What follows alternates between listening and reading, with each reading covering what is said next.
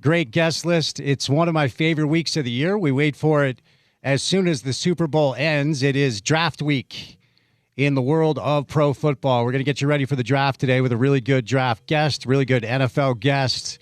And we'll give you the latest on Spencer Fano, Caleb Lomu, and others. Dallin Bentley, Jack Kelly, Chase Roberts, some of the local players who are going through the draft process. We'll let you know kind of where people think they're going to go. And don't forget, we're your home of the NFL in this market. We're your home of football in this market. So we'll have the draft right here on ESPN 700. Every single pick starting on Thursday night. Don't forget. So we're going to get into some NFL draft coverage today. Going to lean heavy into that this week. Of course, it is playoff time in the world of pro basketball. It's gone mostly chalk so far, with the exception of the upstart Orlando Magic, who are pretty much buried and left for dead. Most people thought that Charlotte would beat them, but Orlando has advanced to the postseason, and now they have taken game one from Detroit. So that was the main upset. Mostly everything else has gone chalk so far. You get 3 playoff games tonight. You can hear some playoff action here on ESPN 700. The Raptors and the Cavs from Rocket Arena in Cleveland, Ohio. Then it's the Hawks and the Knicks is there at Madison Square Garden, the world's most famous arena.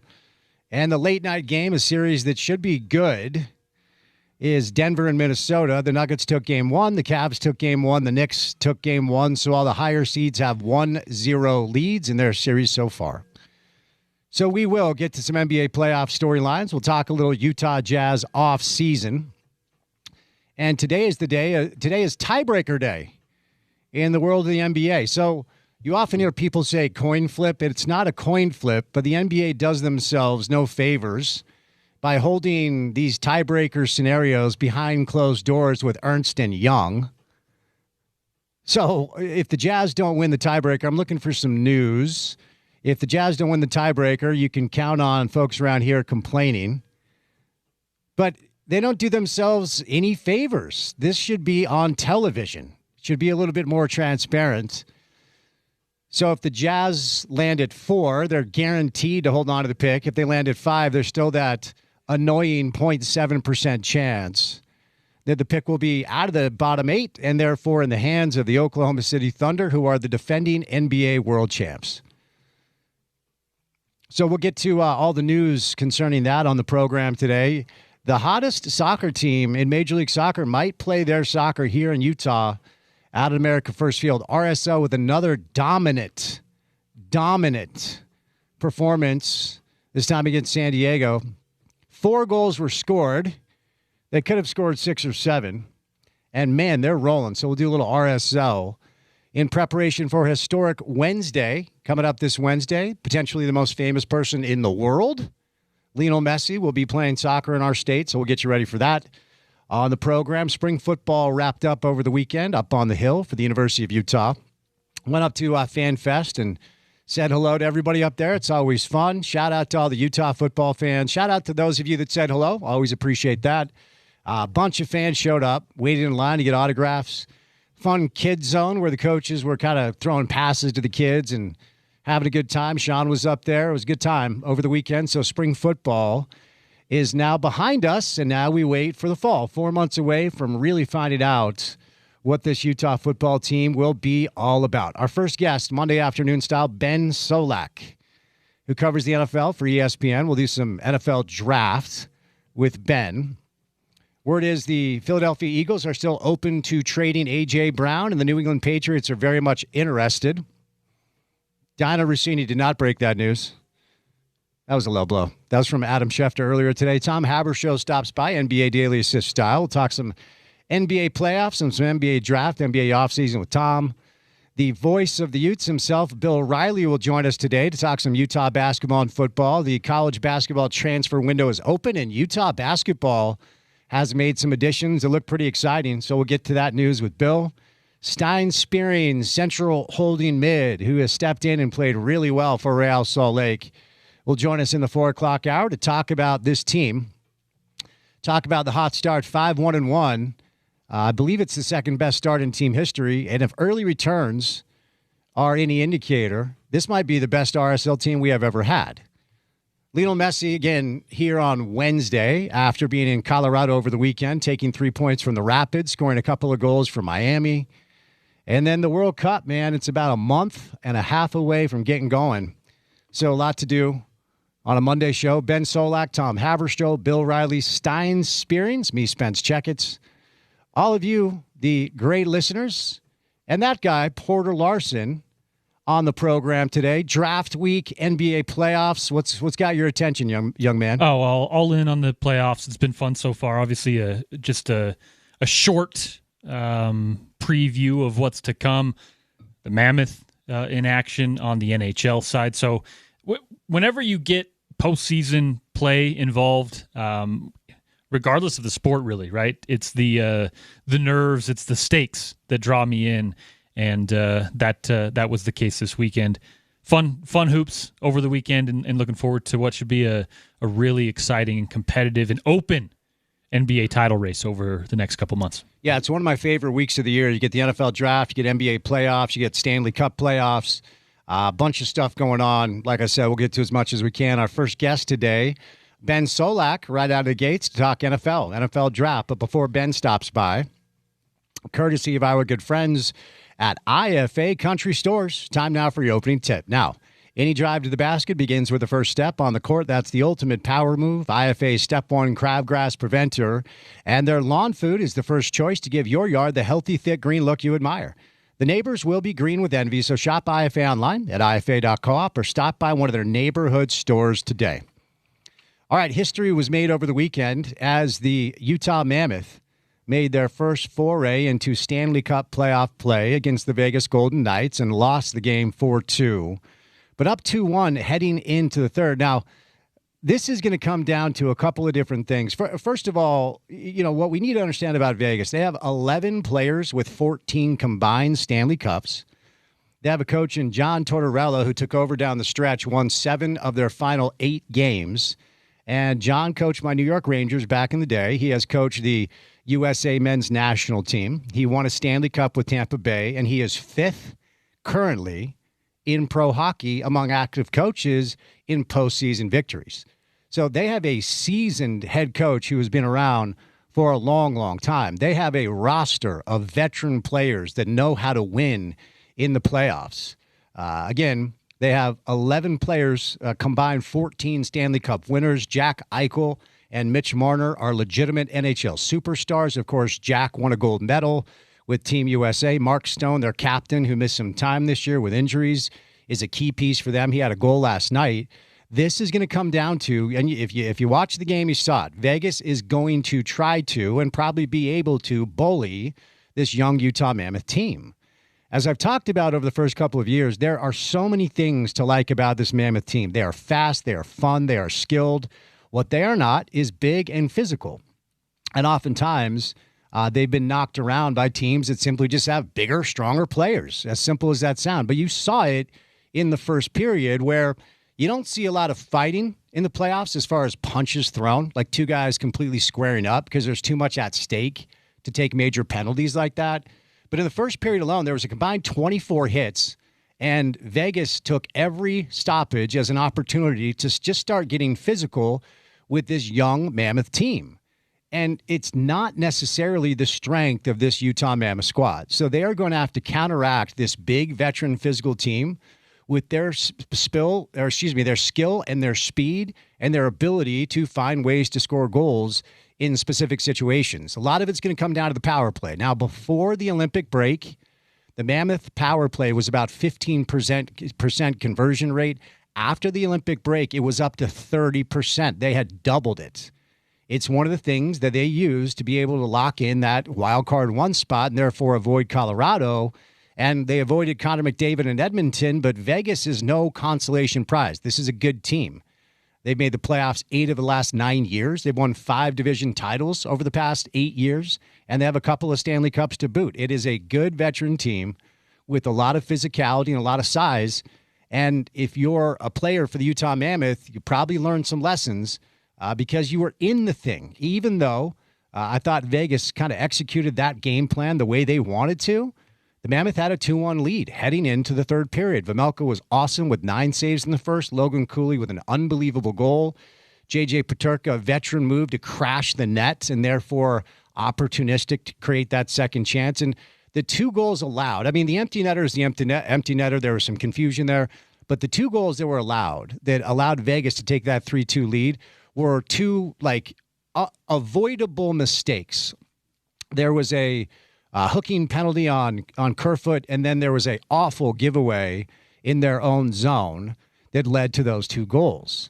So when you look at the tape, and obviously Coach Turney's going to do that, you'll look at those 2 mistakes as things like, if we can just clean that up, if we can avoid those bad giveaways in the back and also unnecessary penalties to give Vegas opportunities on the power play, which they converted, then we're going to be in this thing. Finally, they just need more, meaning the Mammoth, from their star players. Not much from Clayton Keller. Dylan Gunther typically, will score some goals and some opportunities that he had where he didn't capitalize. So when it comes to Clayton Keller, Dylan Gunther, Sergachev, you just need more from your best players come playoff time. Finally, Jack McBain did play. Okay, he was considered week to week. Adrian Denny joined us last week and wasn't sure if we would see him in the first round.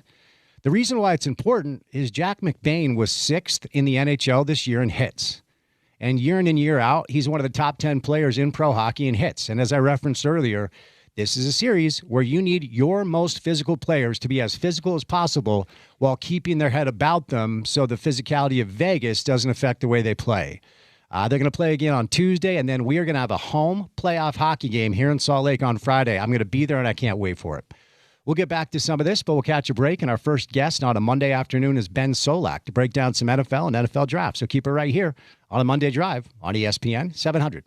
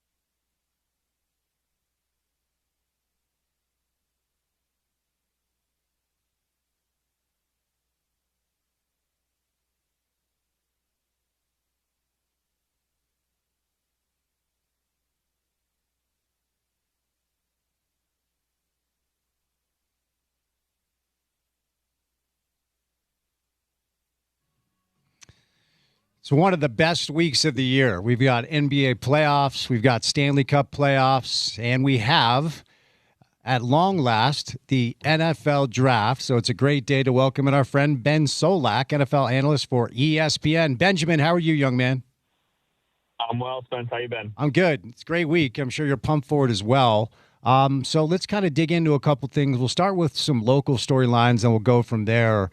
Spencer Fano, of course, Utah offensive lineman, thought to be a very, very good prospect in this draft cycle. Tell me what you think of Spencer Fano and any intel about where you think he may land. Yeah, we had the little wrinkle today that the Chiefs might take him there at 9. It was Todd McShay who was talking about how desperate Andy Reid is to improve this offensive line. Fano's a player, for me personally, I like him better on the interior than I like him at tackle. He's simply just a little bit thinner than we expect from our tackles in the league. He's got, narrow hips, narrow shoulders. We're starting to get into some of the scout silliness now about body typing. But in general, he's a very svelte mover. He's extremely smooth and consistent in his feet. He's got great timing in his hands. He loves to flash those hands, get a rusher to kind of tip their hand as to what they're going to do, pull that punch back, and then relocate. So he's very balanced. He's very tactical, like a boxer out there, like a flyweight. I do think that he'll be better on the interior where he doesn't have to worry as much about some of those speed-to-power rushes, some of those longer edge rushers who gave him trouble in college. But in general, he's a clean evaluation. You feel good about bringing him in and trying him at tackle. Even if he struggles there, he should have a nice NFL career at guard. So I think your Braden Smith types there at the Indianapolis Colts is like a good perspective. Now with the Texans, as a good kind of comparison for what he could be in the league. There were some teams at the Combine that asked him to execute some snaps. You think any shot he ends up playing center? Any chance that happens?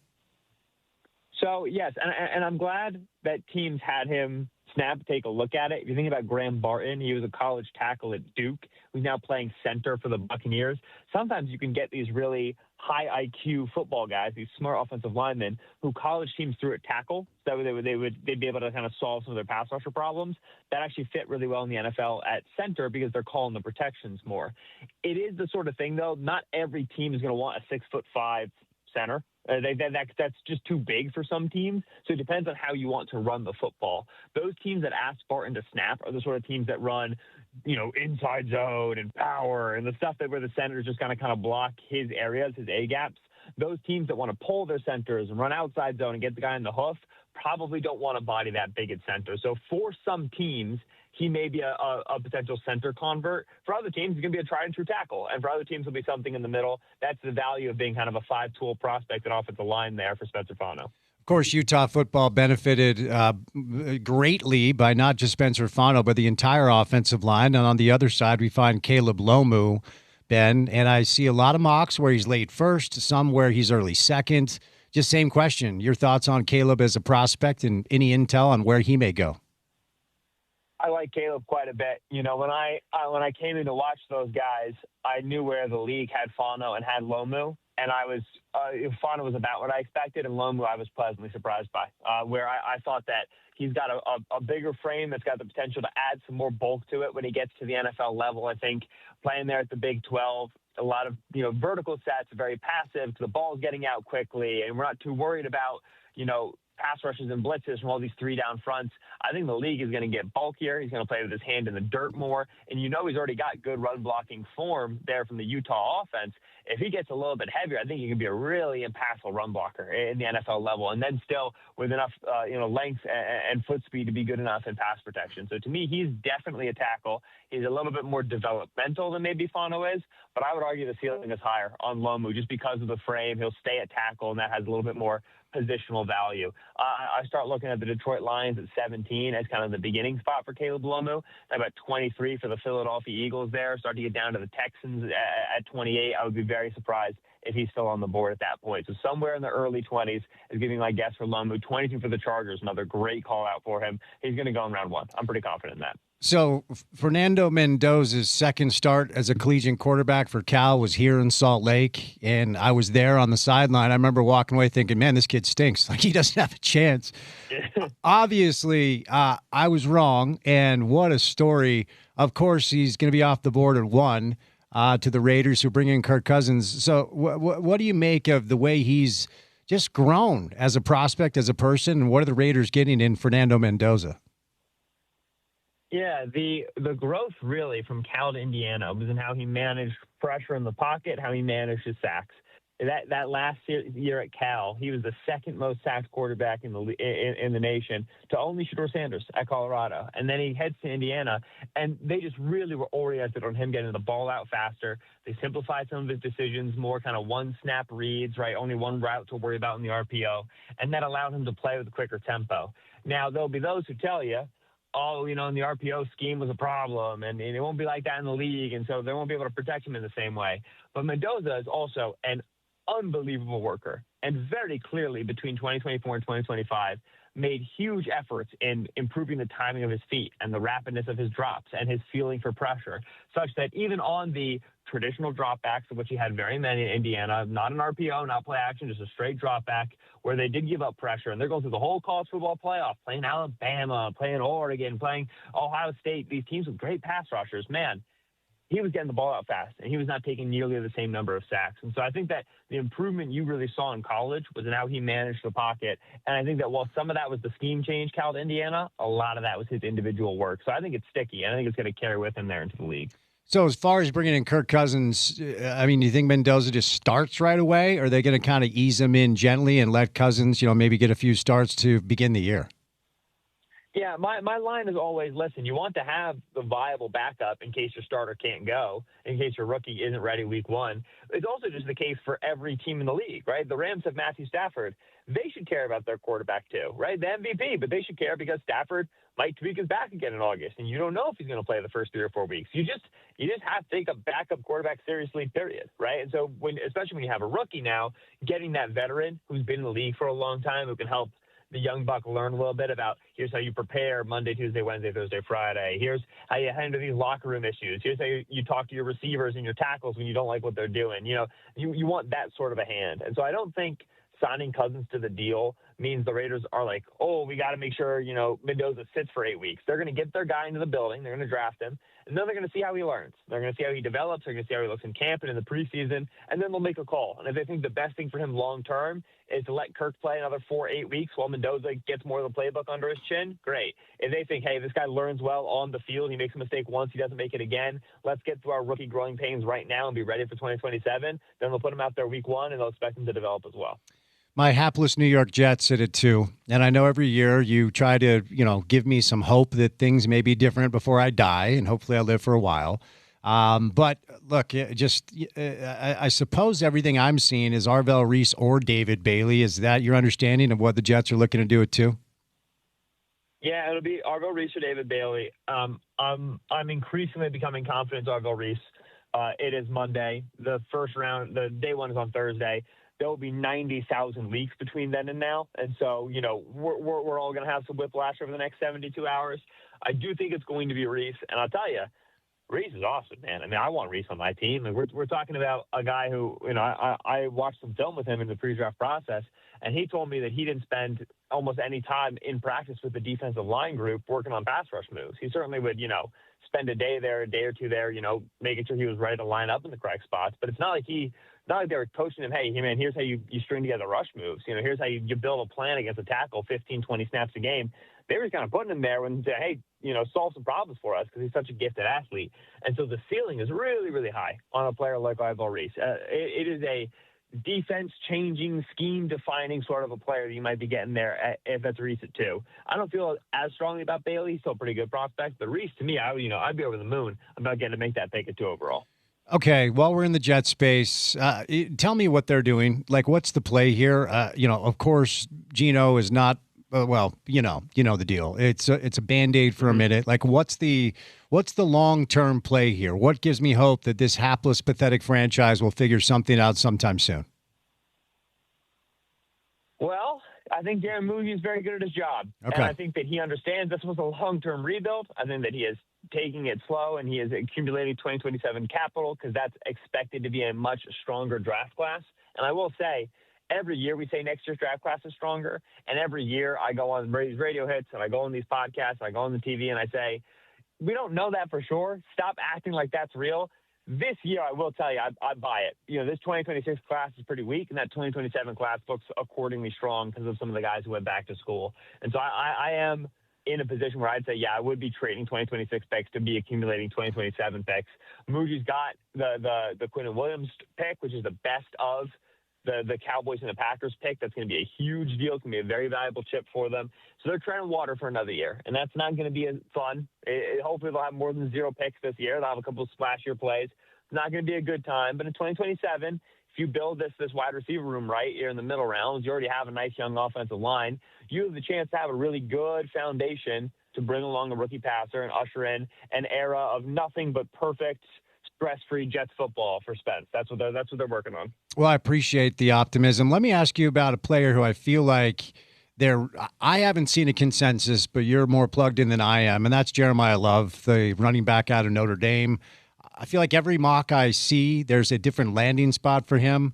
And, the position, the running back position at this point, how much do you want to spend on it? How high do you want to take a running back? I think it's a more or less a consensus that the kid can really play, but where do you think the landing spot ends up for Jeremiah Love?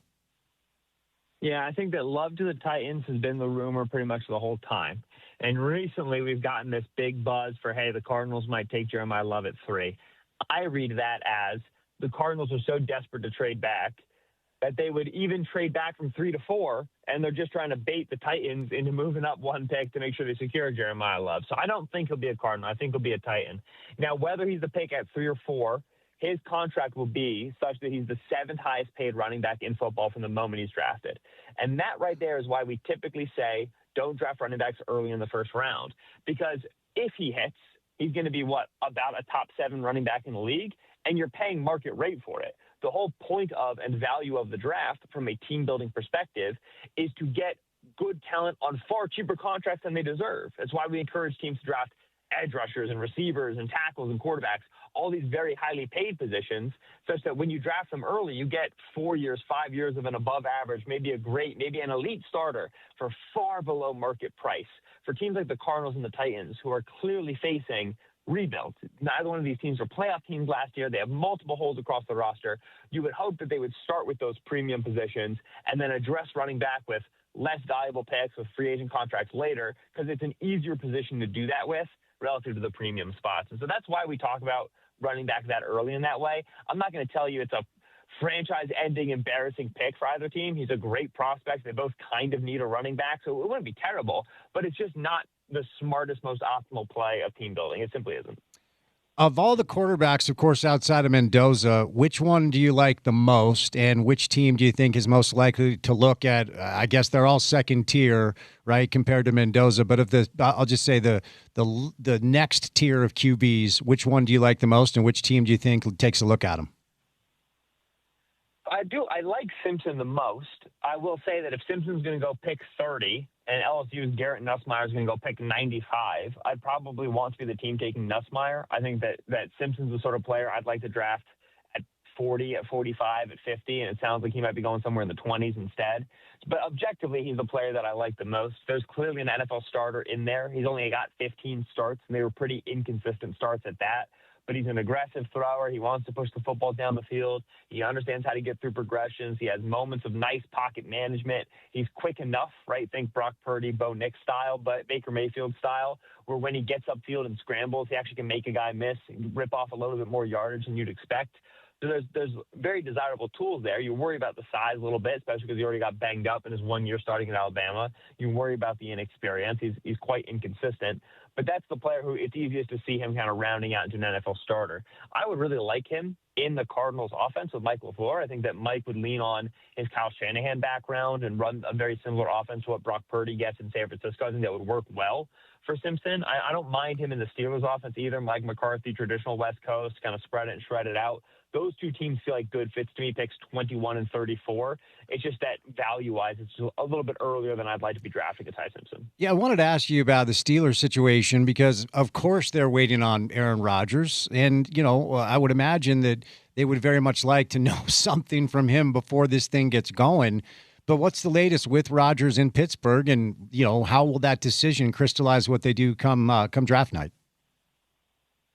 It is impossible to uncover the mind of Aaron Rodgers and why exactly things are going the way that they're going.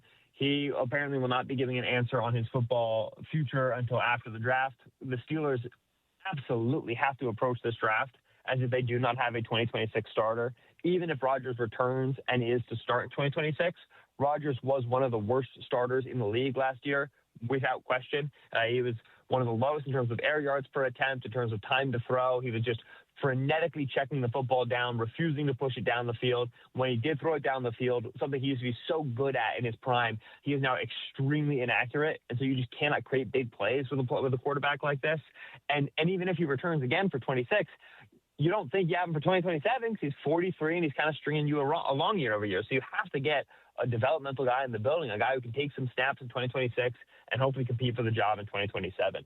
So I think the Steelers will be live to take a quarterback at 21 if it is Ty Simpson. He's not really their traditional type because he's not very big, but maybe they will. If not that, then, round 3, round 4, we start talking about the Drew Allers of the world and the Carson Becks of the world and the Garrett Nussmeyers of the world. I would expect him to make a middle-round pick at quarterback. Dexter Lawrence traded to the Bengals, so maybe the first of several deals we'll see in this cycle. What'd you make of that deal for both sides? And attendant to that question, every year we do the debate. Is it going to be a draft cycle with a ton of movement, a ton of trades, relatively quiet, somewhere in between? Tell me what you're hearing.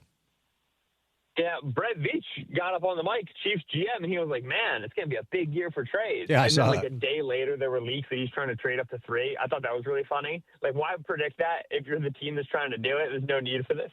I do think that because it's a very weak draft, there are going to be some players for who teams are really desperate to move up. Like, Caleb Downs starts to fall outside of the top 10. He's the only round 1 grade anybody has left. Someone's going to go get him. So I think we'll see a couple of aggressive trade-ups early, and then maybe the typical jockeying for position in the back half of the first round. But there should be at least one big splashy trade, I think, there in the top 10. Dexter Lawrence, obviously, trade here in the top 10. I think if you're the Giants and you have a player who you don't think wants to play for you anymore, right? He's frustrated with the team. He's asked for a trade. You're in a bad spot with contract extension talks.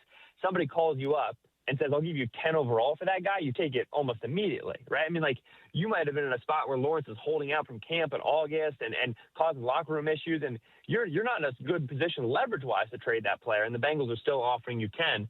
Now, when it's a 28, soon-to-be 29-year-old who's got a major elbow injury in 2024, like, it's an even stronger indication. Let's get off of this player now.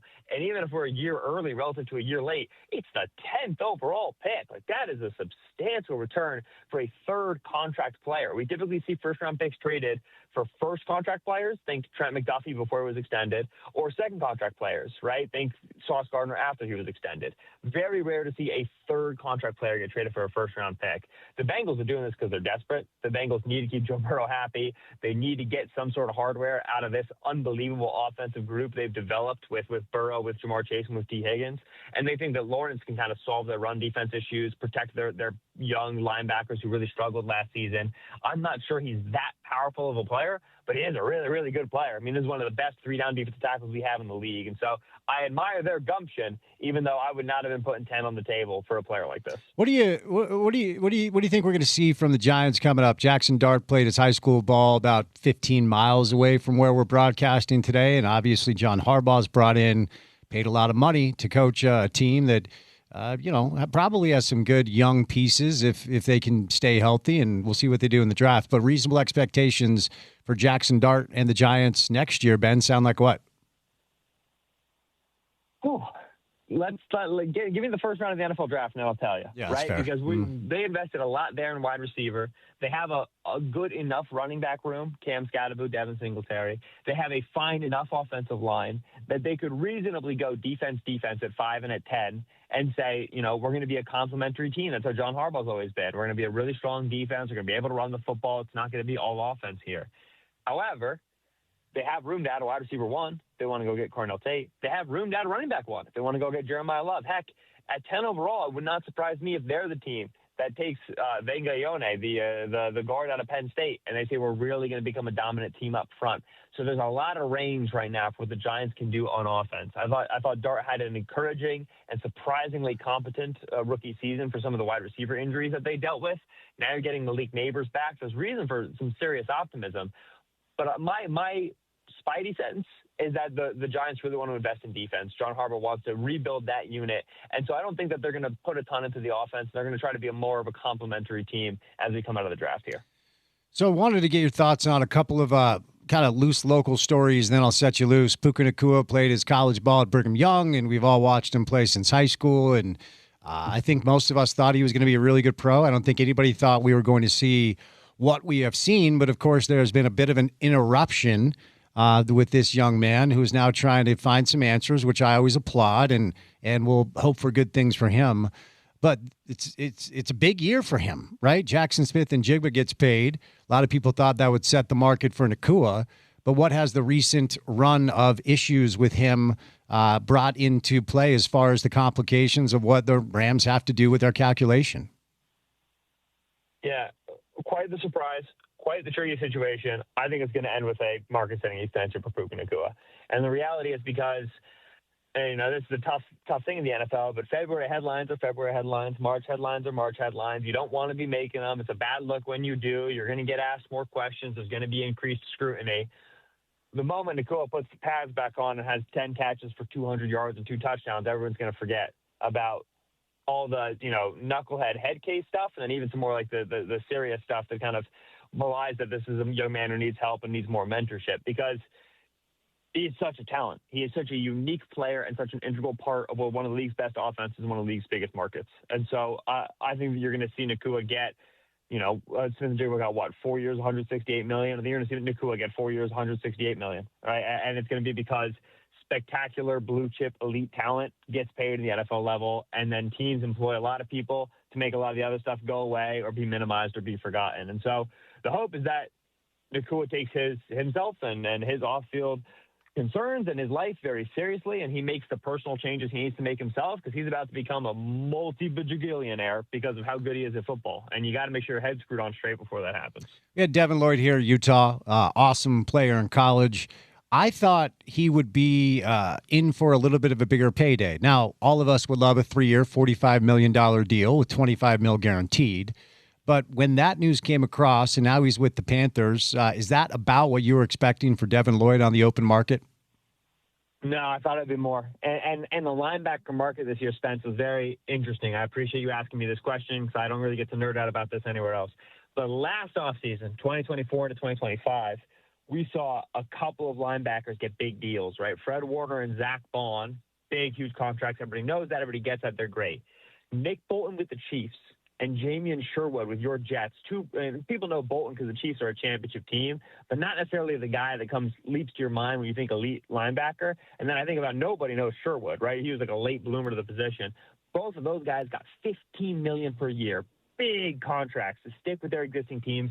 Everybody had a ton of cap space last year, because we were still kind of in the halcyon days of COVID recovery, and the cap was going up, $20, $30 million every year. It's still happening. But those two guys got those $15 million contracts, and then both of them had pretty underwhelming seasons the subsequent year. And so all the free agent linebackers who hit the market were trying to get over that $15 million number, and they just couldn't do it. Because you saw these teams overpay these linebackers, and no other team wanted to make the mistake again a year later. So that $15 million actually became quite a hard cap, whereas it should have been a springboard for some of these, linebacker 8, linebacker 12, Quay Walker, Devin Lloyd, these guys.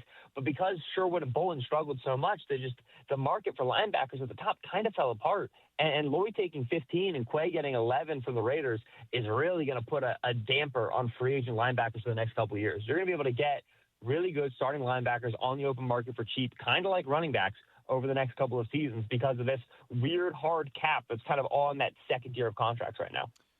All right, buddy, before I say you loose, for my producer, who is a Dallas Cowboys fan, what do they – well said. No notes. What do they need to address during this draft cycle? Defense, and then defense again, and then defense a third time. Right now, there are 3 rostered linebackers for the Dallas Cowboys, off-ball linebackers. DeMarvion Overshown, who's a great young player, but he's dealing with major knee issues. Shamar James, who's a fifth-round rookie from last year, and then a UDFA. I think his name's Justin. I can't remember. He doesn't play. He's a special teamer. They do not have starting linebackers on the roster, at least guys they can trust to be healthy. So linebacker is a big position of need. Safety, they should be okay with Jalen Thompson and Monty Hooker, but corner could use an improvement on both the inside and on the outside. The only starter you're sure you've got there is Deron Bland, and he's still pretty up and down, plays inside and out. So linebacker and corner can both be taken seriously. And then they still need one more edge rusher. You go and you trade for Rashawn Gary. He can be a heavy-handed player for you. He can move inside for you. You're developing Donovan Azaraku, who's a second-round pick last year. It looks kind of nice. He's a little bit of a speedy rusher. You need one more dude with a pass rush profile there on the outside to finish this defensive line. So at all three levels, they have serious defensive additions they can make. Developmental receiver behind George Pickens as well would be a big deal, because I don't know if they're going to be able to extend Pickens. This might be the last year with him, and you want to be able to fill that wide receiver 2 spot. Ben, great stuff as always, my friend. Have an excellent week. I know you're going to be a busy boy, so travel safe and be well, okay? Absolutely. Y'all take care now. All right. Ben Solak covers the NFL for ESPN. At Benjamin Solak on social media is where you get him. He started coming on the show about 7 years ago, which probably made him 14 because he looks like he's such a young kid. He was a blogger back in the day. Now he's a NFL analyst for ESPN. Proud of that young man. So support his work. You know, as a Jets fan, I can't really make fun of you, but yeah, don't even go there. But the fact that Ben Solak reacted with an ew when I said you're a Cowboys fan, that had to sting. He's an Eagles guy. It's true. I don't need to hear it from him. That's true. And yeah, he's like 14, so I can kick his ass. Defense, and more defense for your boys. Is that what it is? He's not wrong. Yeah. There is one thing I can tell you about our friend Benjamin Solak. He knows the deal, and the Cowboys, year after year, put up a bunch of numbers. Dak Prescott, I'm going to say a top 9 quarterback in the NFL, top 10 probably, and they just need to even out that side of the football right now. And you look back at some of the players they've traded over the last few years. Of course, they need defense. That's just the reality of it, and hoping they do something before kickoff, because I think they have a good chance of, yes, because of the roster they have, but also because of the state currently of the conference and the division. They got a chance to compete if they can round out some of that defense. So we'll see. NFL draft starts on Thursday, rounds 2 and 3 on Friday, rounds 4 through 7, of course, Saturday. The draft is held in Pittsburgh this year, and you can hear the draft right here, as we are your home of football in this market, both college and pro, on ESPN 700. We'll catch a break. 1 hour down, 3 hours to go. Tom Haberstroh will join us. Don't forget, the voice of the Utes, Bill Riley, stops by, and so does Stein Spearians, the central defensive mid for the red-hot Real Salt Lake. More next on a Monday Drive on ESPN 700.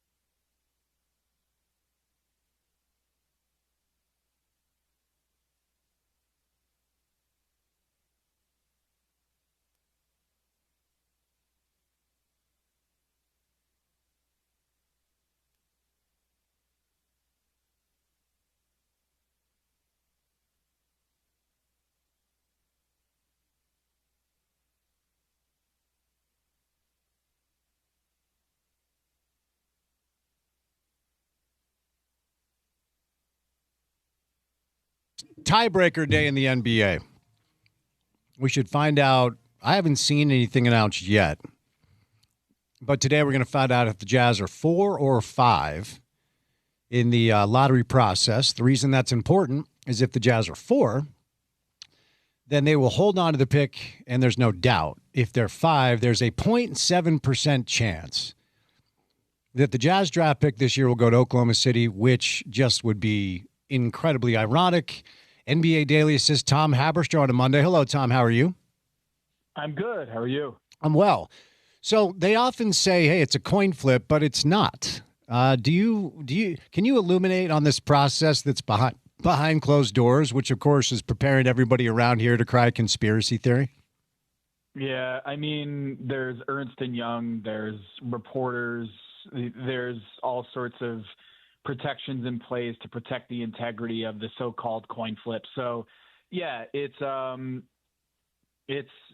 look, the NBA has been fighting the whole rigged conversation for years, and it's one of the reasons why I have advocated for getting rid of the draft entirely so that there's no question who wins free agency of an incoming prospect. I know that a lot of people don't think that is even on the table or that's too radical, and I would argue that the system in which we're subjecting ourselves to that is radical, that we're continuing this draft process with ping pong balls and coin flips in the year 2026. If we invented the sport today and said, hey, we're going to have this system in which we're going to incentivize the worst teams with ping pong balls, and then there's coin flips and there's pick protections and et cetera, I think it would be madness.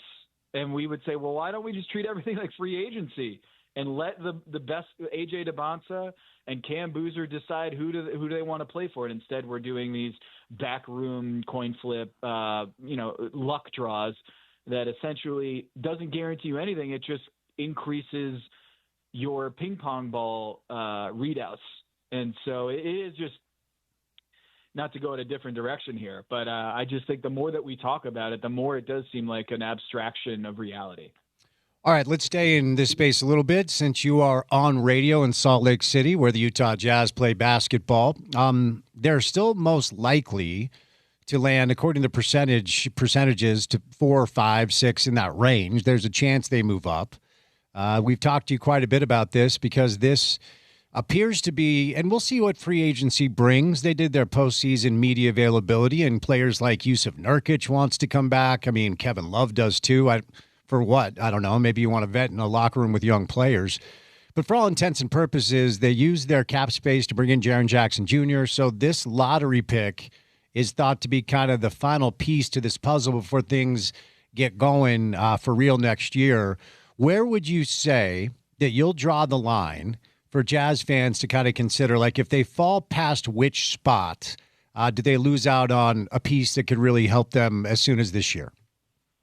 Well, I think if they fall to 4, because I think for me, and I'm not a draft expert, but I would say for me, those top 3 guys, Darren Peterson, AJ DeBonsa, and Cam Boozer, are in a class of their own. And you can talk yourself into Caleb Wilson and Acuff and some others into that spot. But in terms of value, I think the top 3 is where it's at. So that's where I would say is it would be bad news if the Jazz fell to 4. Certainly at 5. It would be great if it was in the top 3. So I don't know if that checks in with where you're at, if that aligns with where you're at. If it comes to be that the Jazz end up at 4, I would venture to say that a lot of people would be met with groans if that was the case. Top 3, I think people are excited about that, but there's no chance that you're going to get DeBonsa at 4. There's a solid chance that you would fall to 3. It would be a good chance that you might be able to get him at 2. And obviously the goal is to get number 1. But I think if your home run scenario is getting DeBonsa, I think top 2 is you got to be in the top 2, maybe in the top 3. But I think at top 4, I think there's no chance. Have you changed your thoughts on who you think should go number one? And I know you said you're not a draft expert, but you watch this stuff, you cover this stuff, and when last we spoke, you thought it should be Cameron Boozer. Have you changed your stance on that? Well, for everybody else, I would say it's Cam Boozer, but for Utah, I can understand if it's a 50-50 proposition for me, whether you go Cam Boozer or A.J. DeBonsa. Because of the relationships that already exist and the positional fit, the tiebreaker might go to A.J. DeBonsa at this point, but I think the best prospect in this draft is Cam Boozer. I think the passing, the size, I think the age that you look at a guy who's already this big and this strong with this kind of basketball IQ and ability to be a point four at the next level. If his name wasn't Boozer and it was just something else, I think people would lose a lot of the bias that they have against his athleticism. I think because they envision Carlos Boozer, they put a lid on how much he can grow and how much he can actually move around the floor. And I just think he's the superior prospect. Now, if you've already got Jaren Jackson Jr. and Lauri Markkanen and Walker Kessler, and yeah, I think they should be BPA, best player available. I think in general that's the case. But if you really have these guys as apples and apples, like it's a coin flip whether I would pick one or the other. The tiebreaker would go to A.J. DeBonsa. But for the rest of the 29 teams, I think it's Cam Boozer for me. NBA PR just released that the Jazz won the tiebreaker over the Kings, so they'll be at 4 in the process and cannot fall past 8. And I can tell you, Tom, I was down there for the season finale, and there was some consternation that if they were at 5, even though it's a 0.7% chance, can you imagine after all of this, they actually lose that pick to OKC? So a breath of fresh air across the market is the Jazz will keep their pick no matter what. Right. And the other thing here is if you're 4 or 5, your top 4 chances do not change. They're identical. Correct. Yeah. So Utah isn't getting any better odds on 1 through 4. What the big difference is, the most likely scenario now is that they get the 6th pick. And I'm not saying it's going to be the 6th pick, but odds are 27% odds of getting the number 6 pick. The next highest odds is 17.9% at number 7. And I know people are just like crying and cringing at these numbers, but that's much better than if they're at number 5 where Sacramento is right now. Their most likely scenario is at number 7 at 26% and number 6, they all just an 18% chance. So, and I would say the chances of getting number 5 for the Utah Jazz just tripled from 2% to 7.5% based on the results of this coin flip. So you're looking at still there's no difference in the top 4 odds, but as we get deeper into the draft process, it's much better being at number 4 than it is 5, and certainly their odds are triple of getting the number 5 pick than at when they're now in the 4th slot of the draft lotto odds than at the number 5. All right, one more Jazz question, then we'll move on. I certainly want to talk about your Blazers, who had a hell of a play-in win and are certainly up against a decent basketball team in the first round. But, you know, you hear a lot of conversation, even being down there, talking to people. They're all really, really excited for next season, where finally Will Hardy will be encouraged to play his best players every night, which is a weird thing to say into a microphone, but it's real. And, you know, the excitement is breeding some expectations that I don't view as realistic. And certainly we have a lot of media members that are paid by the Jazz that like to say things like home court advantage next year, top 4. I look at what the Blazers did this year in the West and what the Hornets did this year in the East as potential blueprints for maybe realistic expectations. So the Hornets won 44 games. The Blazers won 42. Both teams went to the play-in. The Hornets did not advance out. They almost did until they got smoked by Orlando, and we'll talk about them in a moment. And the Blazers got a play-in win, which is a great, great thing. The Tom Haberstroh take on realistic expectations for Jazz fans next year, what does that sound like, Tom? Yeah, I think that's fair, especially considering that in 23, the Jazz were a 37-win team when they were more or less trying to win games.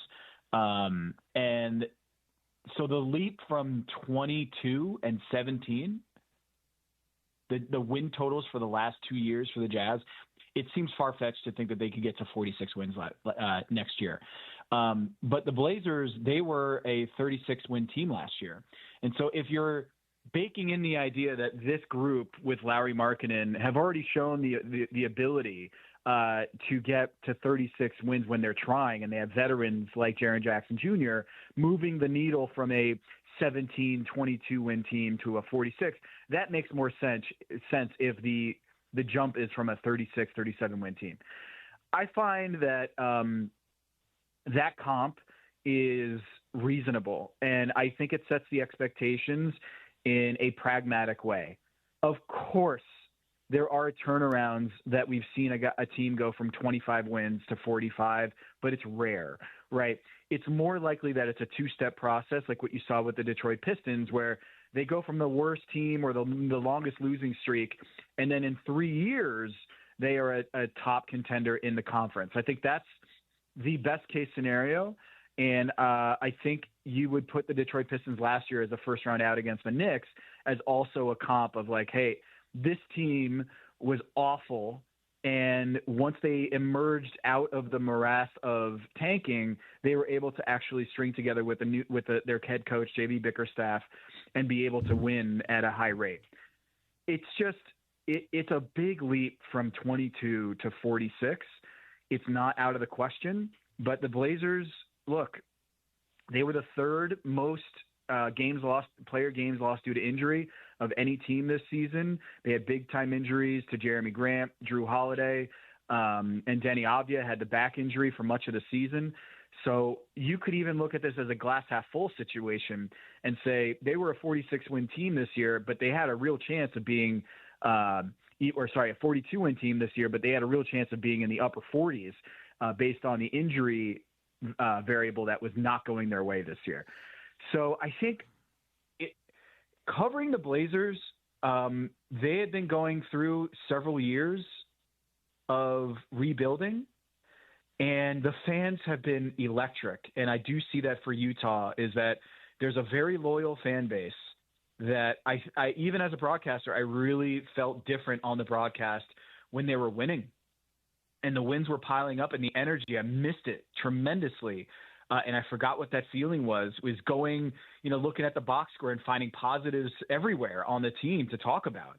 And whereas for the Utah Jazz the last couple of years, it was always couched in he's playing really well, but is this empty calories? We're not getting the wins, right?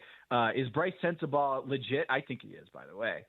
Is he a legit go-to scorer on a good team, or is it just empty calories? And so those conversations, I think, become very real next year when I think with a top 5 pick and hopefully for Jazz fans, a top 1 pick, they're able to get a guy who can fit right into what they're building. I think it's 90th percentile, not quite best case scenario, but I would say it is close to best case scenario what you're seeing with the Hornets and the Blazers. And the Blazers, man, they had a lot of injuries this year, and they were able to get to 42, barely get into the play-in. And if it weren't for the Golden State Warriors and the Steph Curry injury, they might have been in that 10th spot, that dreaded 10th spot, which has only had one team make it into the playoff field, and it was last year's Miami Heat that got blown out by the Cleveland Cavaliers in that first round. So for the Jazz, it is a long way to get into the number 10 spot. And they really need to avoid that 10 spot because historically there's only been one team out of, I think it's 12 teams in that 10 spot. Only one has gotten into the playoff field. So you really need to get into that 8-9 range if you want to really make the playoffs. In order for a team to move up, here comes some dynamite analysis for you. Some teams ahead of you have to move down, okay? So we can agree that OKC, San Antonio, as long as Jokic doesn't retire to race horses and drink beer, the Lakers will probably pivot and rebuild around Luka. Houston gets Van Vliet back. Minnesota's not going anywhere. Your Blazers, I think, are on an upward trajectory. There's some things to like about the Suns. That brings us to the Clippers and the Warriors. It's going to be an interesting offseason to see if Adam Silver actually acts on this Kawhi stuff with the Clippers. And we all had a front row seat to what I thought was a really cool moment where Steve Kerr grabs Draymond Green and Stephen Curry and says, no matter what happens, I love you guys. And Draymond goes on his pod and says, it feels like this is it. Now, their calculation probably includes Steve this is the last year of his deal. So if he does come back, they're going to have to give him a new contract. And he was the highest paid coach over the past couple of years. Can you talk yourself into a healthy Porzingis, Butler, Steph, Draymond core? I don't know. So I want your thoughts on what I just asked you about the Warriors. But, if the Jazz are going to move up, some teams are going to have to move down. Who are the most likely candidates? Yeah, I think you started off correctly by saying the Clippers and the Warriors are the biggest candidates there to drop out.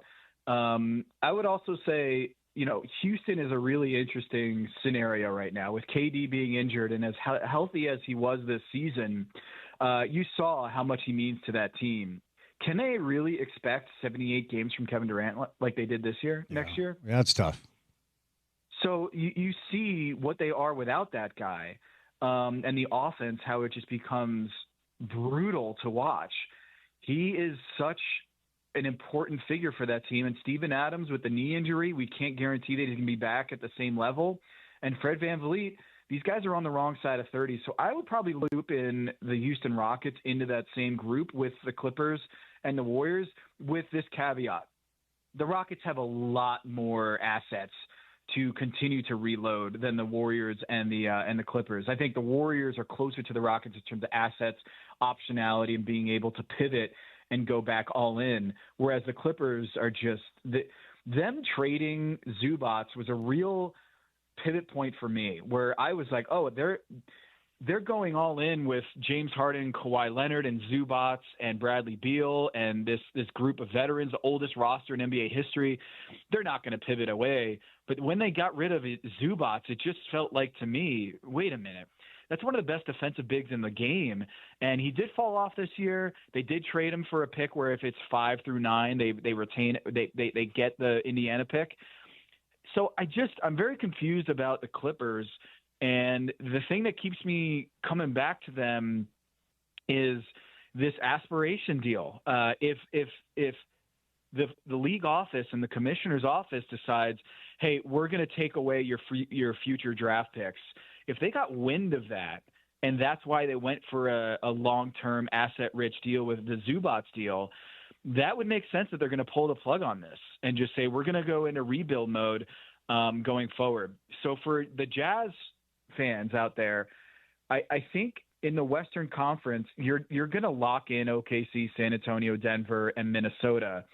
The Luka Doncic Lakers, that would be in the next tier for me, because for Luka, the injury variable is always going to be present.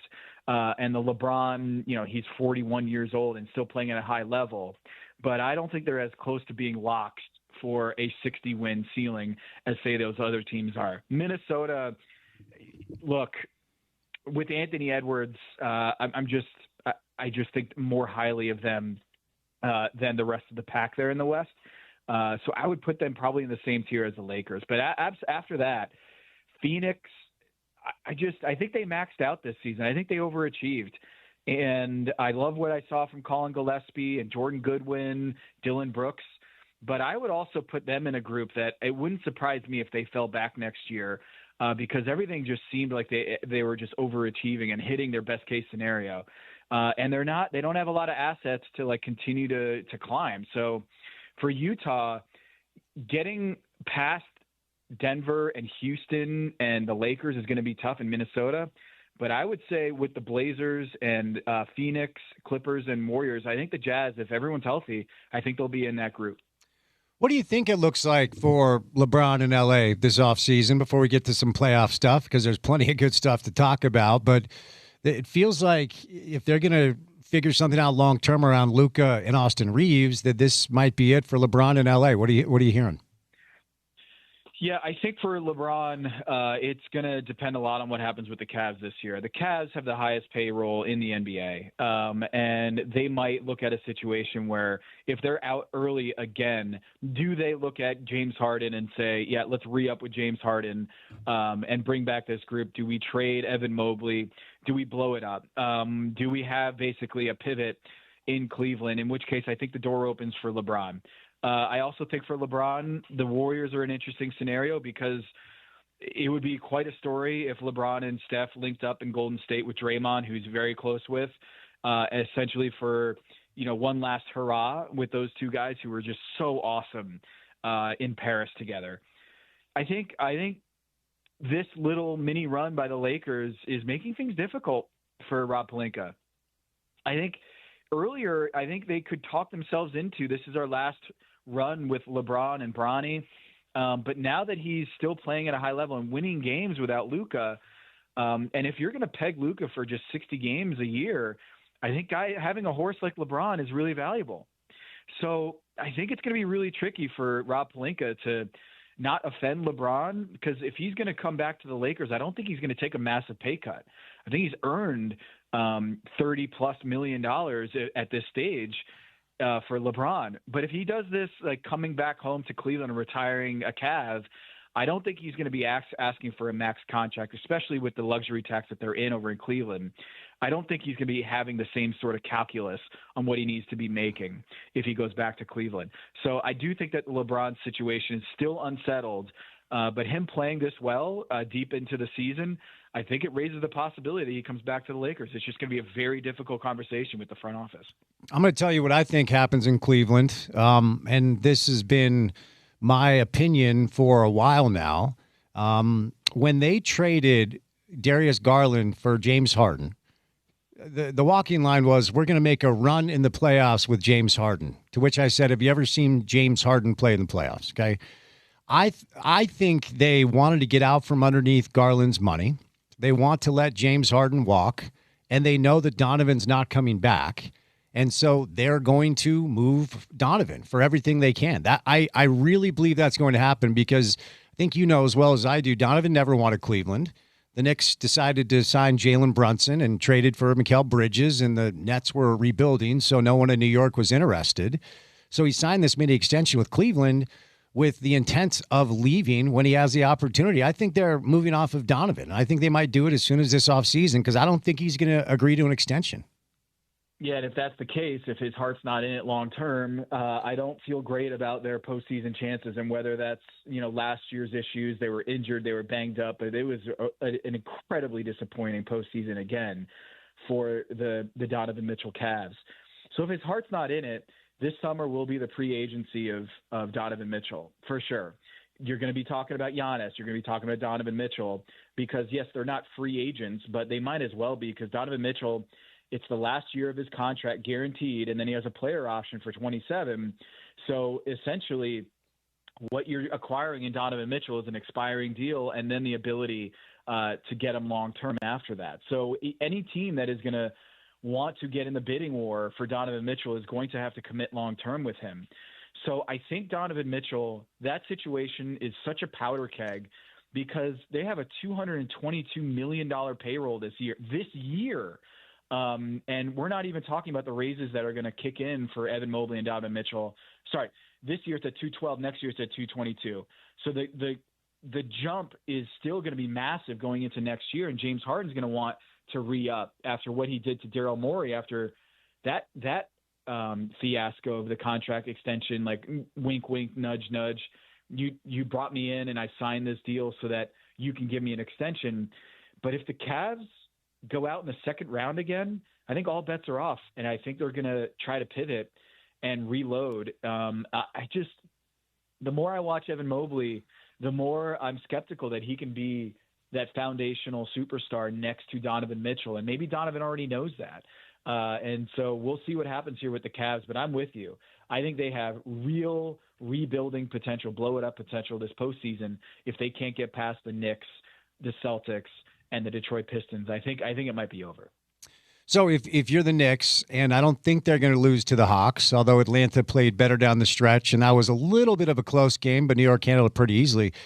But if you lose in the first round, I know Jimmy Dolan, lead singer of JD and the Straight Shot, went on radio and said we need to win a championship this year. Maybe he doesn't watch the rest of the league because they're not doing that. Do they try to figure something out that includes a Mitchell angle or a Giannis angle if they can't get it done this year? I think the Knicks have been just sleepwalking for 82 games just to get to the playoffs. And the way that they played against the Atlanta Hawks, it looks like they just woke up from their slumber and ready to get after it. Karl-Anthony Towns looked awesome. The team just looked so much better than what they did in the regular season. Look, the Atlanta Hawks are not the goal, like overcoming them, but it is going to be in the Eastern Conference. I mean, David Thorpe just wrote today in True Hoop. David Thorpe wrote that the word is out that Jaylen Brown and Jason Tatum, this is the last year of them being together because they're ready to move on from each other.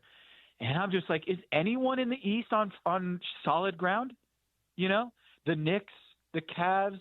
I thought that the Boston Celtics, and look, this isn't coming from Shams Charania or hasn't been reported in Boston, but it just seems like this is a real potential of upheaval in the Eastern Conference at the top, especially with the Pistons, the way that they looked in Game 1 against Orlando, where they just got absolutely bullied by an Orlando Magic team that I think, me included, figured that they were going to fire Jamal Mosley before the end of the season because of how poorly they looked and outmatched they looked at the end of the regular season. So the Knicks are going to go big game hunting with Giannis Antetokounmpo first and foremost.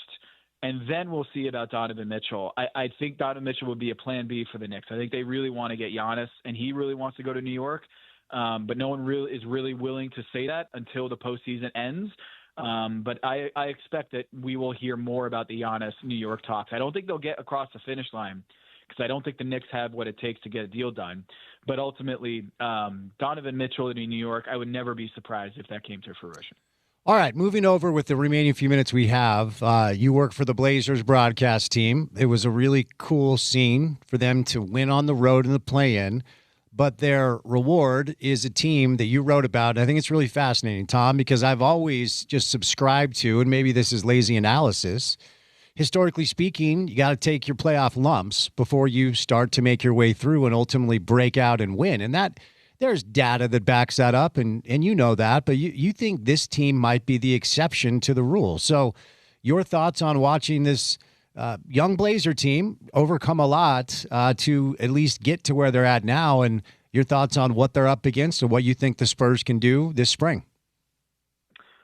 Well, I wrote that piece before the Blazers got to that number 7 slot, and my heart sank because I was like, man, I really believe in the Spurs this year. I really do. I think it is true that there hasn't been a champion that just came out of nowhere and won in their first year together. I mean, you can probably, cherry pick a couple examples, but nothing like what we're seeing with the Spurs to come out after being a non-playoff team with their best player being 22 years old, winning 62 games and winning the whole thing in their first year. That's never happened. But I would counter by saying the NBA is so different than what it used to be. So different. Star injuries are happening at such a high rate that the injury luck variable is changing the playoff picture so much that I think we need to raise the possibility that teams can go on a Cinderella run like the Indiana Pacers did last year. And up until midway through the first quarter in Game 7 of the NBA Finals, they almost ran the table and won the whole thing. That they would have been the most unlikely champion in NBA history.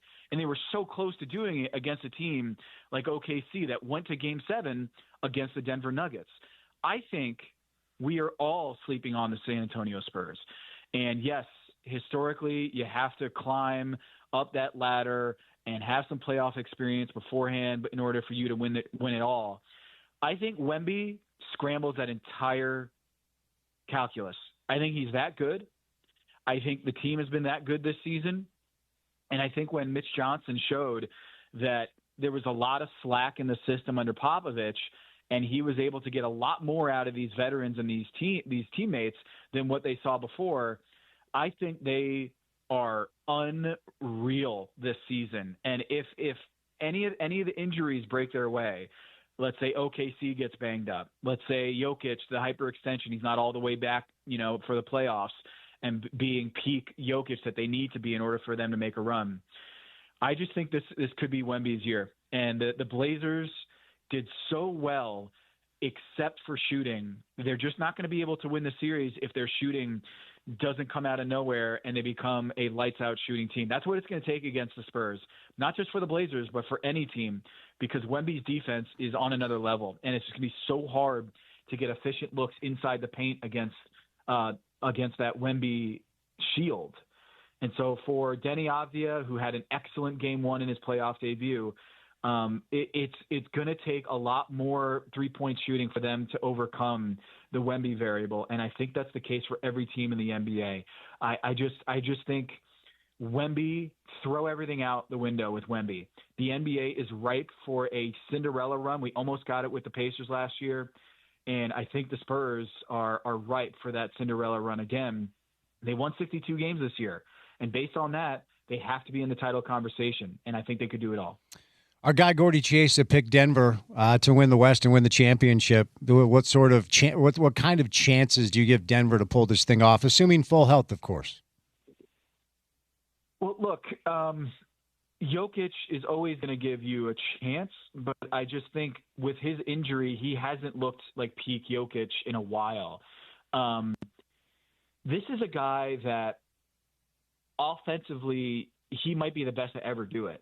But they need a lot more defensively if they're going to be able to make a run. And Aaron Gordon, you just wonder if Christian Brown and Aaron Gordon are going to be able to get past 70% capacity in order for them to reach their maximum potential on this team. I just don't know if, like right now against Minnesota, they're just getting by against Minnesota. I don't think they're going to have the horses around Jokic in order to compete against OKC and San Antonio. Aaron Gordon, the way that he was limping through that series against OKC, and they still took him to a game 7, but ultimately were not able to close the deal. I just worry about their supporting cast. Jamal Murray's made the leap. I love what he's done this season. But for me, it's going to come down to the defenders. And for Christian Brown and Aaron Gordon, I just don't see enough from them to make me feel confident in a series against San Antonio and OKC. It's just as simple as that. I love Jokic, and I love what Jamal Murray has done. But defensively, they need a lot of work. Moving over to the East now, what are you willing to say about the way the Magic were able to take care of Detroit game 1? And then, of course, the game against Charlotte was over after the first quarter. And, Orlando was thought to be this team that would take this jump after acquiring Desmond Bane. And they have had injuries this year. Franz Wagner has been out. But they've been impressive, and Detroit's a physical team, and Orlando just met that physicality, and, they took care of them in game 1. Do you think they could get this series? I think it's still a long shot, but what they showed in game 1 made me more of a believer than I've been all season. And that's a low bar, Spence. Like, man, I hate watched them all season. Mm-hmm. I had a tough time watching that team this year. It was a lot of dribbling, not a lot of ball movement, too much Paolo Banchero, always too much Paolo Banchero. And they just were not getting the right mix of exerting their size advantage over their opponent. They were not healthy with Franz Wagner, of course. But, man, they look like a totally new team. I never thought I'd say that Detroit looked small, but they did against the Orlando Magic in that game 1, didn't they? And it just was a totally new team. And it goes with my overarching theory that the NBA regular season is now the preseason. It really is. The injuries, the stars are only playing 50, 60 games on average. They're not playing the same coverages or the same offense that they're going to do in the playoffs. They're not playing their guys if they're even a 20% chance. If they're 80%, they're even going to hold them out in the last 2 months of the season just because they don't want to have them have a long-term injury for the playoffs. And the Orlando Magic are a shining example of this, that the regular season and the postseason are two totally different animals. And the way that they have played with their backs against the wall in the play-in tournament against Charlotte blew the doors off of Charlotte, and then did the same thing against the Pistons. Man, it's just two totally different seasons. I still believe that the Pistons are going to win this series, but the Orlando Magic story is such a roller coaster. I just can't believe that they've been able to turn this around. I thought that they were dead in the water, but clearly they still have a lot left to prove. And I mean, that team was just ferocious. The best ball movement of any team in the first game was the Orlando Magic. They had more passes than any other team. I never would have imagined that they were moving the ball and being as physical as they were, that they were going to be able to do that against the Pistons defense. But man, they were really impressive. And finally, you have San Antonio in the West. Who do you have winning the East and why?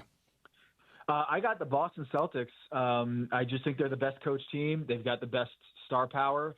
Jason Tatum looks good enough for me. He doesn't look like pre-injury Jason Tatum, but they don't need that in the Eastern Conference. If they get 80% Jason Tatum, I think that they can make a run to the NBA Finals. But, dude, it's so early. We've got 2 more months before we get there. And unfortunately, as we're seeing with the Houston Rockets, the injury variable is so big.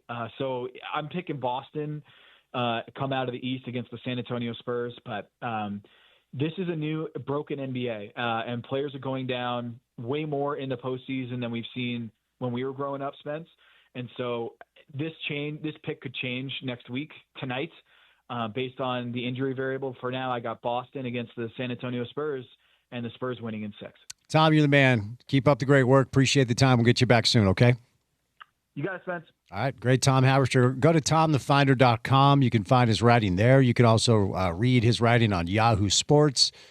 Want to let you know, you guys already know, but this is a reminder, the 4th annual Funnel Cake Festival is back. Porter, you fancy yourself a funnel cake expert, right? You enjoy a good funnel cake from time to time, I would imagine. I love me a funnel cake. So good. Some powdered sugar. Oh, yeah.